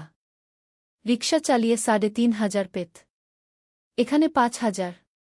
কাজ শুরু হলো পরদিন থেকে। সকাল 8টায় অফিসে যেতে হয়, ফিরতে হয় সন্ধ্যা 7টায়। প্রথম দিন সোহেল ঘুম থেকে উঠল ভোর 5টায়। তৈরি হয়ে 7:30টায় অফিসের উদ্দেশ্যে বের হল। করিম মামার বাড়ি থেকে অফিস প্রায় 5 কিলোমিটার। বাসে যেতে হয়। অফিসে পৌঁছে সোহেল দেখল সেই প্রথম আলী সাহেব এখনও আসেননি। অফিস খোলা ছিল না। ৮-১০ মিনিট পর একজন লোক এসে অফিস খুল। তুমি নতুন? জি। আমি সোহেল গু। আমি জাহিদ, অ্যাসিস্ট্যান্ট ম্যানেজার। এসো উ। জাহিদ ভাই সোহেলকে সব কিছু দেখাল। অফিসে মোট ৬ জন কর্মচারী। ২ জন ইঞ্জিনিয়ার, একজন অ্যাকাউন্ট্যান্ট, একজন অ্যাসিস্ট্যান্ট ম্যানেজার, জাহিদ ভাই, একজন রিসেপশনিস্ট, আর এখন সোহেল। সোহেলের কাজ শুরু হলো চা বানানো দিয়ে। তারপর অফিস পরিষ্কার করা, ফাইল গুছানো, কাগজপত্র এক জায়গা থেকে আরেক জায়গায় নিয়ে যাওয়া। কাজ কঠিন না, কিন্তু সারাদিন দৌড়ঝাঁপ করতে হয়। দুপুরে খাবারের জন্য আধা ঘণ্টা বিরতি। সোহেল একটা ছোট হোটেলে গিয়ে ভাতরাল তরকারি খেল। ৫০ টাকা। সন্ধ্যায় অফিস বন্ধ হল। সোহেল ক্লান্ত হয়ে বাসায় ফিরল। কেমন লাগল প্রথম দিন? করিম মামা জিজ্ঞেস করলেন। ভালো মামা। অনেক কিছু শিখলাম ঘ। প্রথম মাসের শেষে সোহেল বেতন পেল ৫,০০০ টাকা। সে ৩,০০০ টাকা মাকে পাঠাল। মা ফোনে কাঁদতে লাগলেন। আল্লাহ তোকে ভালো রাখুক সোহেল উ। সোহেলের চোখেও জল এল। তার মনে হল সে একটা বড় কাজ করতে পেরেছে। চতুর্থ অধ্যায়, শহরের জীবন। ৩ মাস কেটে গেল। সোহেল এখন শহরের সাথে মিশে গেছে। প্রতিদিন অফিসে যাও আসার পথে সে দেখে হাজারো মানুষের জীবন। কেউ সফল, কেউ ব্যর্থ, কিন্তু সবাই চলছে নিজের পথে। সোহেল অফিসের কাজের পাশাপাশি কম্পিউটার শেখার চেষ্টা করছে। অফিসে একটা কম্পিউটার আছে। যখন কেউ ব্যবহার করে না, তখন সোহেল একটু একটু শিখার চেষ্টা করে। জাহিদ ভাই তাকে সাহায্য করেন। সোহেল, তুমি যদি কম্পিউটার ভালোভাবে শিখতে পারো, তাহলে তোমার ভবিষ্যৎ উজ্জ্বল। জাহিদ ভাই একদিন বললেন। কিভাবে শিখব ভাই? ট্রেনিং সেন্টারে যাও। সন্ধ্যায় ক্লাস আছে। মাসে ২,০০০ টাকা লাগবে গি। সোহেল ভাবল, ২,০০০ টাকা অনেক, কিন্তু এটা বিনিয়োগ ভবিষ্যতের জন্য। সে একটা ট্রেনিং সেন্টারে ভর্তি হল। সপ্তাহে ৩ দিন, সন্ধ্যা ৭:৩০ থেকে রাত ৯টা পর্যন্ত ক্লাস। কম্পিউটারের basic, MS Word, Excel, PowerPoint, internet ব্যবহার। একদিন অফিস থেকে ফেরার সময় সোহেল একটা দোকানে চা খেতে গেল। দোকানের পাশেই একটা ছোট্ট মুদি দোকান। সেখানে একটা মেয়ে বসে আছে। বয়স হবে ২০-এর কাছাকাছি। সাদাসিধে চেহারা, সাদা শাড়ি পরা, কিন্তু চোখে এক ধরনের দৃঢ়তা। ভাইজা, এক প্যাকেট বিস্কুট দেন কি? সোহেল বলল। মেয়েটা বিস্কুট দিল। ২০ টাকা। সোহেল টাকা দিয়ে যাচ্ছিল, হঠাৎ মেয়েটা বলল, আপনি নতুন এসেছেন এই এলাকায়, তাই না? হ্যাঁ। ৩ মাস হল। কিভাবে বুঝলেন? আপনার চেহারা দেখেই বোঝা যায়। এখনও গ্রামের ছোঁয়া আছে। আর আপনি প্রতিদিন এই পথ দিয়ে যান। দেখেছি কি? মেয়েটা হাসল। সোহেলও হেসে ফেল। আপনি খুব পর্যবেক্ষক মনে হচ্ছে গি। জীবনে অনেক কিছু দেখেছি, তাই মানুষকে চিনতে শিখেছি গি। আপনার নাম? মিনা। এই দোকান আমার বাবার। উনি অসুস্থ, তাই আমি দেখছি গু। সেদিন থেকে সোহেল প্রায়ই সেই দোকানে যেতে শুরু করল। মিনার সাথে গল্প করত। ধীরে ধীরে তাদের মধ্যে একটা বন্ধুত্ব তৈরি হল। মিনাও তার জীবনের গল্প বলল। মিনার মা মারা গেছেন যখন সে মাত্র ৭ বছরের। বাবা আব্দুল হামিদ একা হাতে মিনাকে বড় করেছেন। মুদি দোকান দিয়ে সংসার চালান। মিনা কলেজে পড়ে, অনার্স সেকেন্ড ইয়ার। সকালে কলেজে যায়, দুপুরে ফিরে এসে দোকান সামলায়। বাবার হার্টের সমস্যা আছে, তাই ভারী কাজ করতে পারেন না। তোমার স্বপ্ন কি? একদিন সোহেল জিজ্ঞেস করল। গ্র্যাজুয়েশন শেষ করে একটা ভালো চাকরি করব। তারপর বাবাকে ভালো চিকিৎসা করাব। তুমি? আমিও চাকরি করে পরিবারকে ভালোভাবে দেখভাল করতে চাই। মা আর বোনকে নিয়ে শহরে আনব একদিন গু। দুজনেই নিজেদের স্বপ্নের কথা বলতে গিয়ে বুঝল তাদের স্বপ্ন অনেকটা একই রকম। পঞ্চম অধ্যায়, বিপদ। ৬ মাস কেটে গেল। সোহেল এখন আলী সাহেবের খুব প্রিয় কর্মচারী। সে শুধু চা বিস্কুট দেওয়ার কাজই করে না, এখন কম্পিউটারেও কিছু কাজ শিখেছে। ছোটখাটো টাইপিং, ডেটা এন্ট্রি, এসব করতে পারে। আলী সাহেব খুশি হয়ে তার বেতন বাড়িয়ে ৮,০০০ টাকা করে দিয়েছেন। একদিন রাতে সোহেল অফিস থেকে ফিরছিল। সেদিন একটু দেরি হয়ে গেছে। রাত প্রায় ৯টা। সাধারণত সোহেল সন্ধ্যা 7:30টায় ফিরে। কিন্তু সেদিন অফিসে একটা জরুরি কাজ ছিল। বাস থেকে নেমে সোহেল বাড়ির দিকে হাঁটছিল। হঠাৎ একটা অন্ধকার গলিতে 3জন লোক তাকে ঘিরে ধরল। তাদের চেহারা দেখেই বোঝা যাচ্ছিল ভালো উদ্দেশ্য নিয়ে আসেনি। টাকা দে, তাড়াতাড়ি, একজন বলল। তার হাতে একটা ছুরি। সোহেল ভয় পেয়ে গেল। ভাই, আমার কাছে খুব কম টাকা আছে যা আছে দে, তাড়াতাড়ি করো। সোহেল কাঁপতে কাঁপতে তার পকেট থেকে 5 টাকা বের করে দিল। এই টাকা দিয়ে সে বাজার করবে ভেবেছিল। কিন্তু ছিনতাইকারীরা সন্তুষ্ট হল না। শুধু 5 টাকা? তোর ব্যাগে কি আছে? তারা সোহেলের ব্যাগ কেড়ে নিল। ব্যাগে ছিল তার মোবাইল, কম্পিউটার ট্রেনিং সেন্টারের সার্টিফিকেট আর কিছু গুরুত্বপূর্ণ কাগজপত্র। না ভাই, ব্যাগটা ফেরত দেন। ওতে আমার জরুরি জিনিস আছে। মোবাইল নিয়ে নেন, কিন্তু ব্যাগটা দেন কিন্তু ওরা শুনল না। একজন সোহেলকে জোরে ধাক্কা দিল। সোহেল পড়ে গেল। মাথা রাস্তার কংক্রিটে ধাক্কা লেগে গেল। রক্ত বের হল। 3জন দৌড়ে পালিয়ে গেল। কিছুক্ষণ সোহেল অজ্ঞান হয়ে পড়ে রইল। তারপর ধীরে ধীরে জ্ঞান ফিরল। মাথায় প্রচণ্ড ব্যথা। সে উঠে দাঁড়ানোর চেষ্টা করল, কিন্তু মাথা ঘুরছিল। কোনোমতে একটা দেয়াল ধরে দাঁড়াল। একজন পথচারী তাকে দেখে থামল। কি হয়েছে ভাই? ছিনতাই হয়েছে এসো, আমি তোমাকে হাসপাতালে নিয়ে যাই। কিন্তু সোহেল রাজি হল না। না, ঠিক আছি, বাড়ি যেতে পারব। সে কোনোমতে করিম মামার বাড়িতে পৌঁছাল। দরজা খুলেই সালমা আপা চিৎকার করে উঠলেন। ও আল্লাহ! কি হয়েছে? করিম মামা দৌড়ে এলেন। সোহেলকে ভেতরে নিয়ে গেলেন। তার মাথায় জল ঢেলে রক্ত পরিষ্কার করলেন। ক্ষতটা বেশ গভীর। হাসপাতালে যেতে হবে করিম মামা বললেন। তারা একটা অটোরিকশা নিয়ে নিকটস্থ হাসপাতালে গেলেন। ডাক্তার সোহেলের মাথায় 3টা সেলাই দিলেন। বলল, 1 সপ্তাহ বিশ্রাম নিতে হবে। কোনো ভারী কাজ করা যাবে না।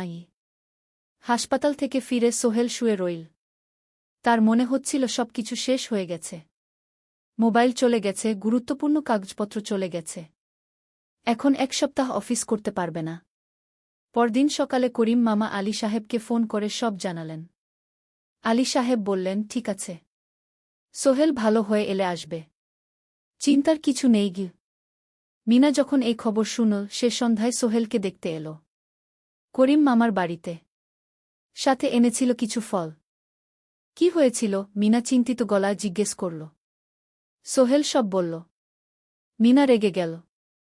এই শহরে এখন অনেক অপরাধ বেড়ে গেছে। পুলিশ কিছু করে না। তুমি পুলিশে রিপোর্ট করেছ? না। লাভ নেই। তবুও করা উচিত। তোমার মোবাইলটা হয়তো খুঁজে পাওয়া যাবে। করিম মামা সোহেলকে নিয়ে পুলিশ স্টেশনে গেলেন। জেনারেল ডায়েরি করলেন। কিন্তু পুলিশ খুব একটা আশা দিল না। দেখি কিছু করা যায় কিনা। সোহেল বুঝল মোবাইল আর ফিরবে না। সেই 1 সপ্তাহ সোহেলের জীবনের সবচেয়ে কঠিন সময় ছিল। সে শুধু শারীরিকভাবেই ক্ষতিগ্রস্ত হয়নি, মানসিকভাবেও ভেঙে পড়েছিল। প্রতিরাতে দুঃস্বপ্ন দেখত। সেই 3জন ছিনতাইকারীর মুখ ভুলতে পারছিল না। মিনা প্রায় প্রতিদিন আসত। তাকে সাহস দিত। তুমি হাল ছেড়ো না সোহেল। জীবনে এরকম খারাপ সময় আসে, কিন্তু এটা কাটিয়ে ওঠাই হলো আসল বীরত্ব। সোহেলের মা গ্রাম থেকে ফোন করতেন, করিম মামার মোবাইল থেকে। তুই ভালো আছিস তো? সোহেল মাকে সব সত্যি বলেনি। শুধু বলেছে, হ্যাঁ মা, ভালো আছি। একটু জ্বর হয়েছিল, এখন ভালো।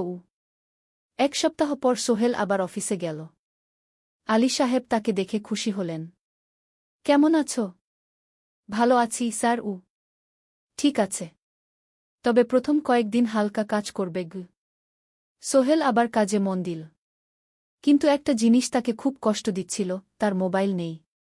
মায়ের সাথে কথা বলতে পারছে না নিয়মিত। করিম মামার মোবাইল চাইতে সংকোচ লাগে। একদিন জাহিদ ভাই তাকে ডাকলেন। সোহেল, আমার একটা পুরনো মোবাইল আছে, তুমি ব্যবহার করো? না ভাই, আমি নাও, আমার কাজে লাগছে না, তুমি রাখো। সোহেল কৃতজ্ঞতায় প্রায় কেঁদে ফেল।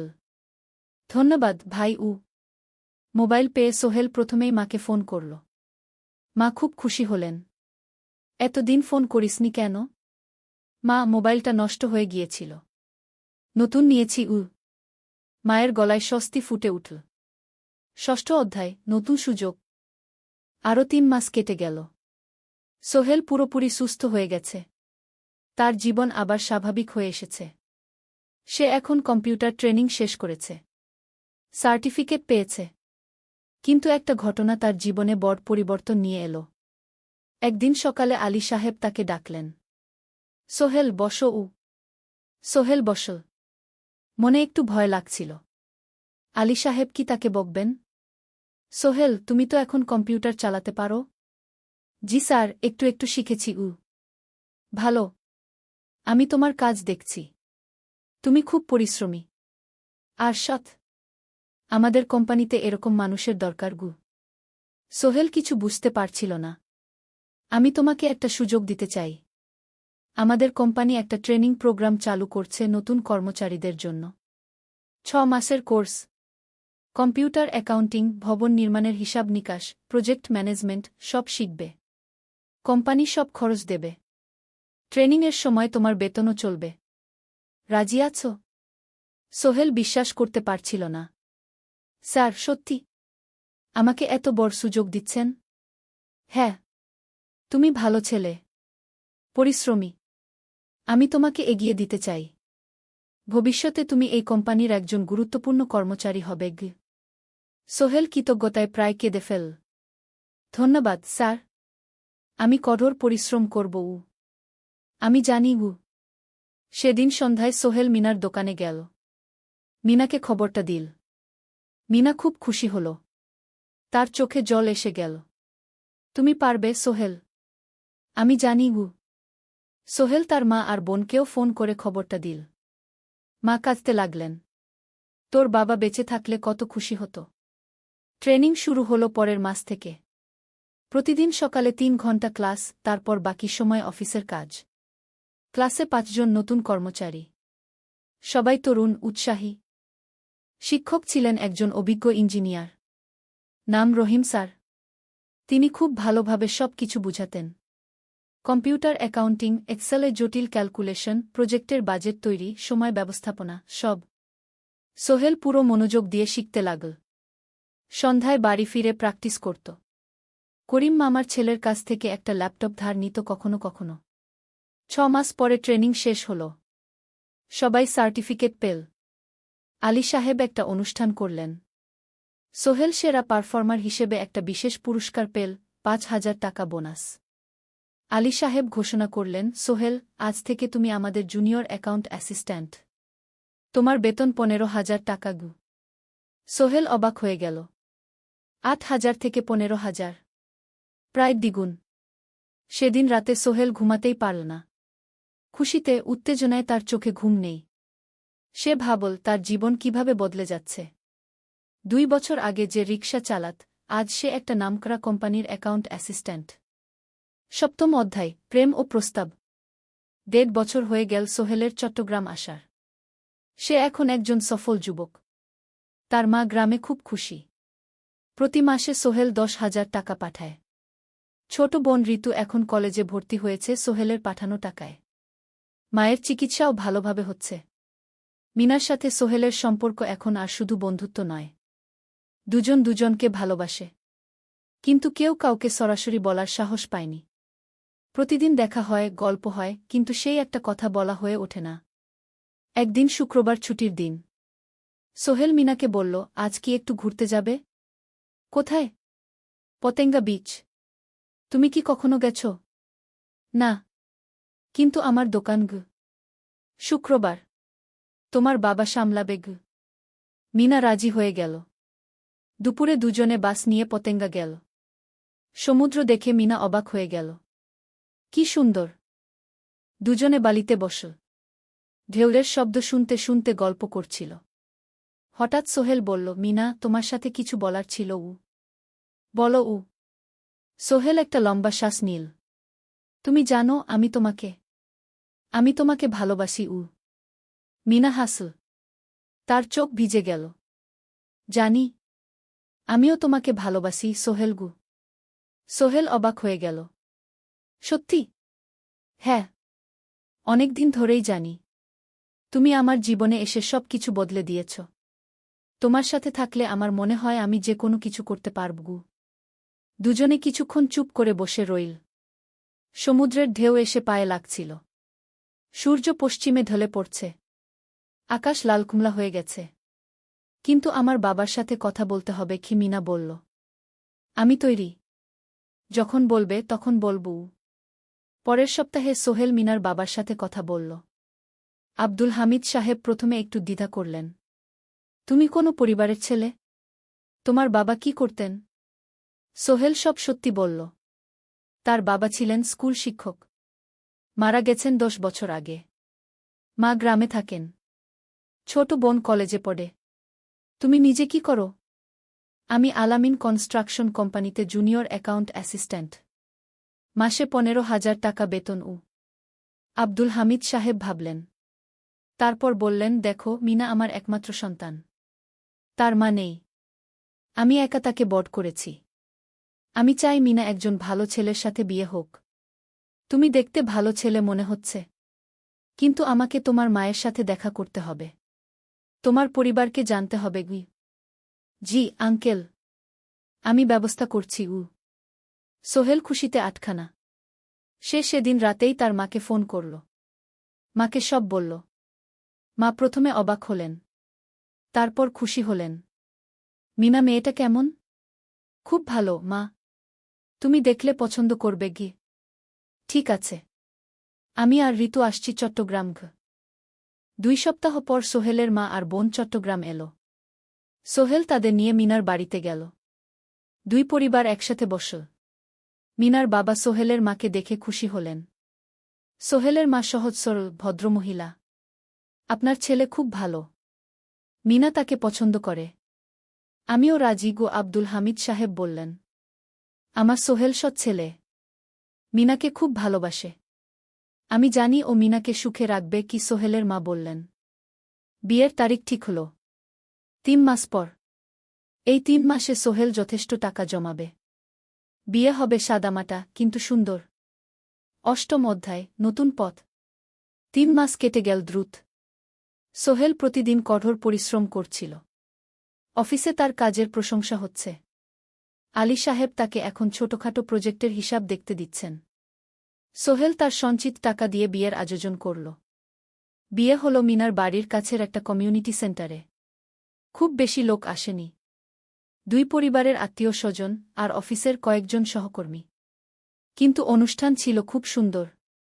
সোহেল যখন মিনাকে বিয়ের পোশাকে দেখল, তার মনে হল পৃথিবীর সবচেয়ে সুন্দর মেয়ে সে। লাল শাড়ি পরা, মুখে হালকা মেকআপ, কিন্তু তার স্বাভাবিক সৌন্দর্য ছিল আসল।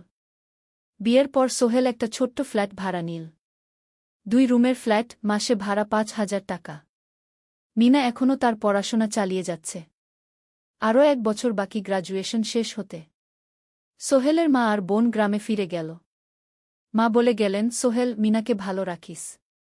মেয়েরা অনেক ত্যাগ করে সংসার করতে গু। জানি মা গু। নতুন জীবন শুরু হল। সোহেল সকালে অফিসে যায়, সন্ধ্যায় ফেরে। মিনা সকালে কলেজে যায়, দুপুরে ফিরে রান্না করে, ঘর গোছায়। সন্ধ্যায় দুজনে একসাথে বসে পড়াশোনা করে, গল্প করে, টিভি দেখে। জীবন সুন্দর ছিল। কিন্তু চ্যালেঞ্জও ছিল। মাসিক খরচ, ভাড়া 5,000, বাজার 3,000, বিদ্যুৎ গ্যাস 1,000, মায়ের জন্য 5,000, মিনার কলেজের খরচ 1,200। মোট প্রায় 14,000 টাকা। বাঁচত মাত্র 1,000 খানেক। কিন্তু সোহেল হাল ছাড়ল না। সে সন্ধ্যায় একটা কম্পিউটার ট্রেনিং সেন্টারে পার্ট টাইম পড়ানো শুরু করল। সপ্তাহে 3 দিন 2 ঘন্টা করে। এতে মাসে আরও 3,000 টাকা আসতে লাগল। মিনাও বসে থাকল না। সে বাড়িতে বসে কয়েকজন স্কুলের ছাত্রছাত্রীকে টিউশন পড়াতে শুরু করল। মাসে 2,000 টাকা আয়। এভাবে কেটে গেল 6 মাস। দুজন মিলে পরিবার চালাচ্ছে, স্বপ্ন দেখছে।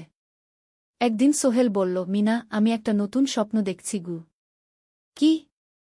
আমি নিজে একটা ছোট্ট কনস্ট্রাকশন কোম্পানি খুলতে চাই। ছোট ছোট প্রজেক্ট নেব। বাড়ি মেরামত, ছোট বিল্ডিং বানানো, এসব। তোমার কি যথেষ্ট অভিজ্ঞতা আছে? আছে। আমি 2 বছর ধরে এই কাজের সাথে জড়িত। অনেক কিছু শিখেছি। আর আলী সাহেবও আমাকে সাহায্য করবেন গু। কিন্তু টাকা কোথায়? কোম্পানি খুলতে তো অনেক টাকা লাগবে গি। আমি জমাচ্ছি। আরও 1 বছর কাজ করব। তারপর চেষ্টা করব। মিনা তাকে সমর্থন দিল। তুমি পারবে। তোমার মধ্যে সেই শক্তি আছে গি। নবম অধ্যায়, চ্যালেঞ্জের সময়। কিন্তু ভাগ্য সবসময় অনুকূলে থাকে না। সোহেল যখন স্বপ্ন দেখছিল নিজের কোম্পানি খোলার, তখনই একটা বড় সমস্যা এলো। আলী সাহেবের কোম্পানি একটা বড় প্রজেক্ট পেয়েছিল। একটা 10তলা বিল্ডিং বানানোর কাজ। কিন্তু প্রজেক্টের প্রধান ইনভেস্টর হঠাৎ পালিয়ে গেল। তিনি কোম্পানির কাছ থেকে প্রায় 50 লাখ টাকা নিয়ে গেছেন, কিন্তু কাজ শেষ হয়নি। কোম্পানি বড় ক্ষতির মুখে পড়ল। আলী সাহেব অনেক কর্মচারীকে ছাঁটাই করতে বাধ্য হলেন। প্রায় 10 জনকে চাকরি থেকে বাদ দিলেন। বাকিদের বেতন কমাতে হল। সোহেলকে আলী সাহেব ডেকে বললেন, সোহেল, আমি তোমাকে রাখতে চাই। তুমি বিশ্বস্ত কর্মচারী। কিন্তু তোমার বেতন কমাতে হবে। 15,000 থেকে 10,000 সোহেল মনে মনে চিন্তায় পড়ে গেল। 10,000 টাকায় সংসার চলবে কিভাবে? মায়ের খরচ, ভাড়া, বাজার সব মিলিয়ে তো 14,000 টাকা লাগে। কিন্তু সে কিছু বলল না। ঠিক আছে স্যার। বাড়ি ফিরে সোহেল মিনাকে সব বলল। মিনা চিন্তিত হয়ে গেল। এখন কি হবে? চিন্তা করো না। আমি পার্ট টাইম টিউশনির সময় বাড়াব। আর তুমিও বেশি করে টিউশন নাও। কিন্তু আমার তো পড়াশোনাও আছে গি। জানি। কিন্তু এখন এটাই করতে হবে গু। সোহেল সন্ধ্যায় আরও 2টো জায়গায় পার্ট টাইম কাজ খুঁজল। একটা দোকানের সন্ধ্যায় হিসাব দেখার কাজ পেল। মাসে 2,000 টাকা। আরেকটা জায়গায় সপ্তাহান্তে কম্পিউটার রিপেয়ারের কাজ পেল। মাসে 1,500 টাকা। মিনাও 3 জন নতুন স্টুডেন্ট নিল টিউশনে। তার আয় বাড়ল 2,000 থেকে 3,500-এ। কঠিন সময় ছিল। সোহেল সকাল 8টায় অফিসে যেত, সন্ধ্যা 6টায় ফিরত। তারপর একটু বিশ্রাম নিয়ে 7:30টায় বের হতো পার্ট টাইম কাজে। রাত 10টায় বাড়ি ফিরত। রবি সোমবার কম্পিউটার রিপেয়ারের কাজ। মিনাও সকালে কলেজে যেত, দুপুরে ফিরে রান্না করত, তারপর বিকেলে টিউশন পড়াত। রাতে খাওয়া দাওয়ার পর পড়াশোনা করত। দুজনেরই শরীর খারাপ হতে শুরু করল। সোহেল একদিন অফিসে অজ্ঞান হয়ে পড়ে গেল। ডাক্তার দেখাতে নিয়ে গেল। ডাক্তার বলল, অতিরিক্ত পরিশ্রম। শরীরে পুষ্টির অভাব। ঠিকমতো খাচ্ছেন না মনে হচ্ছে গি। সত্যি কথা, খরচ বাঁচাতে সোহেল আর মিনা অনেক সময় কম খেত। মাংস মাছ কিনত সপ্তাহে একদিন। বাকি সময় শাকসবজি, ডাল। মিনা সোহেলকে বলল, আর নয় সোহেল। তুমি এভাবে নিজেকে শেষ করে ফেলছ। আমার পড়াশোনা বন্ধ করে দিই। আমি ফুল টাইম চাকরি করি গি। না, সোহেল জোর দিয়ে বলল। তোমার পড়াশোনা বন্ধ হবে না। আরও মাত্র 6 মাস বাকি। তুমি গ্রাজুয়েট হবেই গি। কিন্তু তুমি আমি ঠিক হয়ে যাব। চিন্তা করো না গে। কিন্তু পরিস্থিতি আরও খারাপ হল যখন সোহেলের মায়ের অসুখ হল। হার্টের সমস্যা। হাসপাতালে ভর্তি করতে হল। খরচ 50,000 টাকা। সোহেলের হাতে এত টাকা কোথায়? সে করিম মামার কাছে ধার চাইল। করিম মামা 20,000 টাকা দিলেন। বাকি 30,000 টাকা সোহেল একটা এনজিও থেকে ঋণ নিল। সুদের হার মাসে 2%। মায়ের চিকিৎসা হল। তিনি সুস্থ হয়ে গেলেন। কিন্তু সোহেল এখন ঋণের বোঝায় পড়ে গেল। প্রতি মাসে 3,000 টাকা করে কিস্তি দিতে হবে। সেই রাতে সোহেল আর মিনা বিছানায় শুয়ে কথা বলছিল। সোহেল বলল, মিনা, আমি মনে হয় ভুল করেছি। শহরে এসে বিয়ে করে তোমাকে কষ্টে ফেলেছি গু। মিনা তার হাত ধরল। না সোহেল, তুমি ভুল করনি। জীবনে এরকম খারাপ সময় আসে। কিন্তু এটা কাটিয়ে ওঠাই হলো আসল শক্তি। আমরা একসাথে আছি। একসাথে থাকব। সব কিছু ঠিক হয়ে যাবে। মিনার কথায় সোহেল একটু সাহস পেল। হ্যাঁ, হাল ছাড়া যাবে না। 10ম অধ্যায়, আলোর দিকে। 3 মাস পরে পরিস্থিতি একটু ভালো হতে শুরু করল।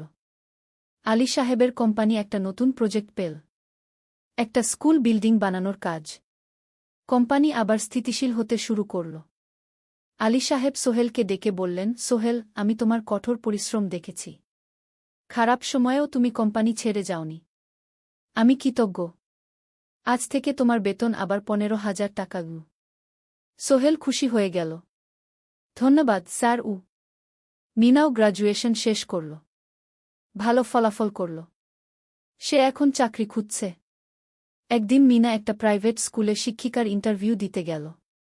ইন্টারভিউ ভালো হল। তাকে নিযোগ দেওয়া হল। বেতন 12,000 টাকা। সেদিন সন্ধ্যায় দুজনে মিলে একটা ছোট্ট পার্টি করল। একটা বিরিয়ানি কিন, কোমল পানীয় কিন। দুজনে মিলে খেল। আমরা পেরেছি, সোহেল মিনা বলল। হ্যাঁ, আমরা পেরেছি গু। এখন দুজনের মিলিয়ে আয় 27,000 টাকা। খরচ চালানোর পর প্রায় 10,000 টাকা বাঁচে। সোহেল এই টাকা দিয়ে লেন শোধ করতে শুরু করল। পার্ট টাইম কাজগুলো ছেড়ে দিল। শরীরের যত্ন নেওয়া শুরু করল। আরও 6 মাস পরে সোহেলের কাছে একটা বড় সুযোগ এল। আলী সাহেব একদিন তাকে ডাকলেন। সোহেল, তুমি কি নিজের ব্যবসা করতে চাও? স্যার, আমি তোমাকে একটা ছোট্ট প্রজেক্ট দিতে চাই। একটা 3 তলা বিল্ডিংয়ের কনস্ট্রাকশন। তুমি ম্যানেজ করবে। আমি শুধু সুপারভাইজ করব। লাভের 50% তোমার গু। সোহেল ভাবল, এটা একটা বড় সুযোগ। কিন্তু ঝুঁকিও আছে। যদি কাজটা ভালোভাবে না হয়? স্যার, আমি চেষ্টা করব। কিন্তু যদি ভুল হয়? ভুল হবে না। আমি তোমার উপর বিশ্বাস রাখছি। তুমি পারবে গু। সোহেল রাজি হয়ে গেল। এই প্রজেক্ট তার জীবনে টার্নিং পয়েন্ট হতে পারে। 11 অধ্যায়, স্বপ্ন পূরণের পথে।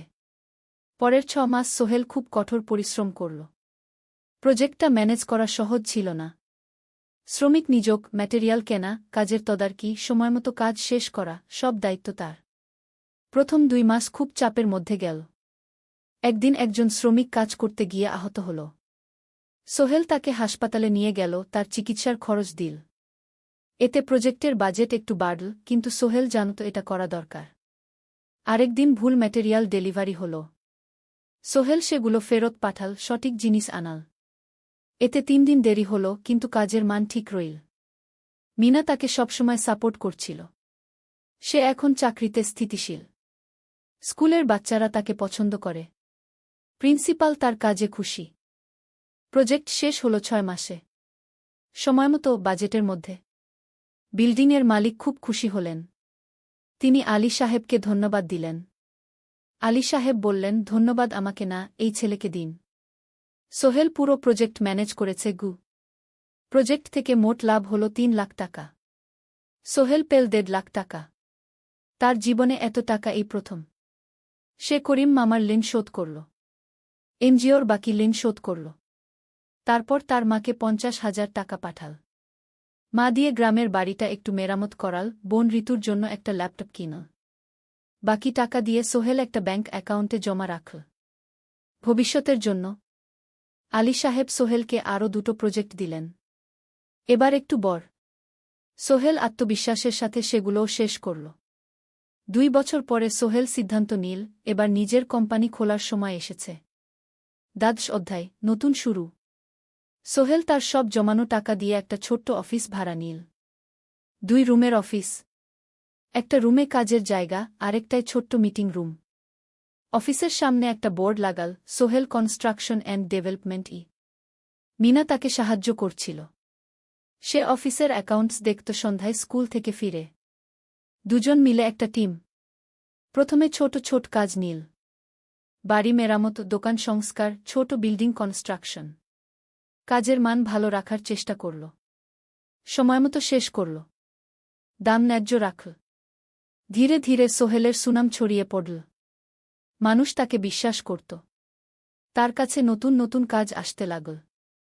প্রথম বছর খুব কষ্ট হল। কখনো লাভ হতো, কখনো লস। কিন্তু সোহেল থেমে থাকল না। সে শিখতে লাগল ব্যবসা কিভাবে চালাতে হয়। দ্বিতীয় বছরে পরিস্থিতি ভালো হল। সোহেল এখন 3 জন স্থায়ী কর্মচারী নিযোগ দিল। একজন ইঞ্জিনিয়ার, একজন সুপারভাইজার, একজন অফিস সহায়ক।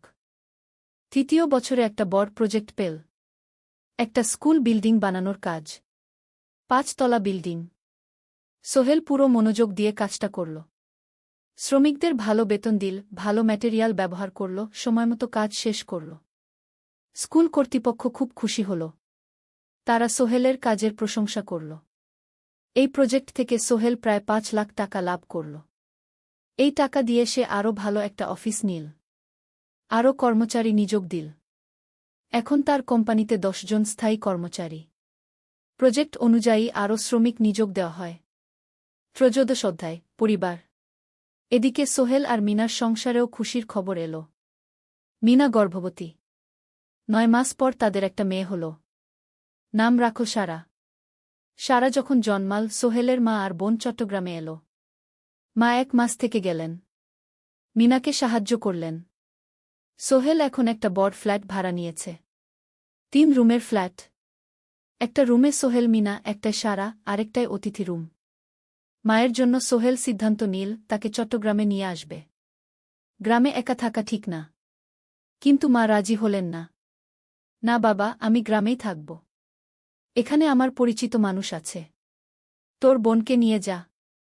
ও ঢাকায় পড়ছে, চট্টগ্রামে এনে ভালো কোথাও ভর্তি করিয়ে দেগি। সোহেল তাই করল।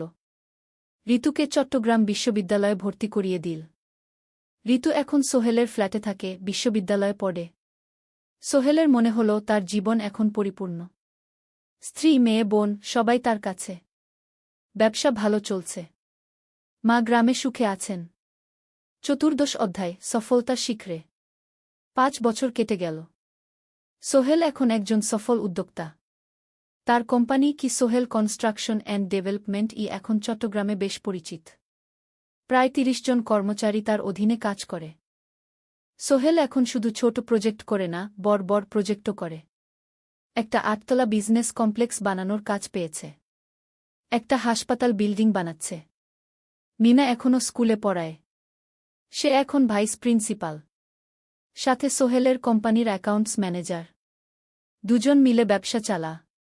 সারা এখন ৪ বছরের। স্কুলে ভর্তি হয়েছে। খুব চালাক মেয়ে। ঋতু বিশ্ববিদ্যালয় থেকে গ্রাজুয়েট হয়ে একটা ব্যাংকে চাকরি পেয়েছে। একদিন আলী সাহেব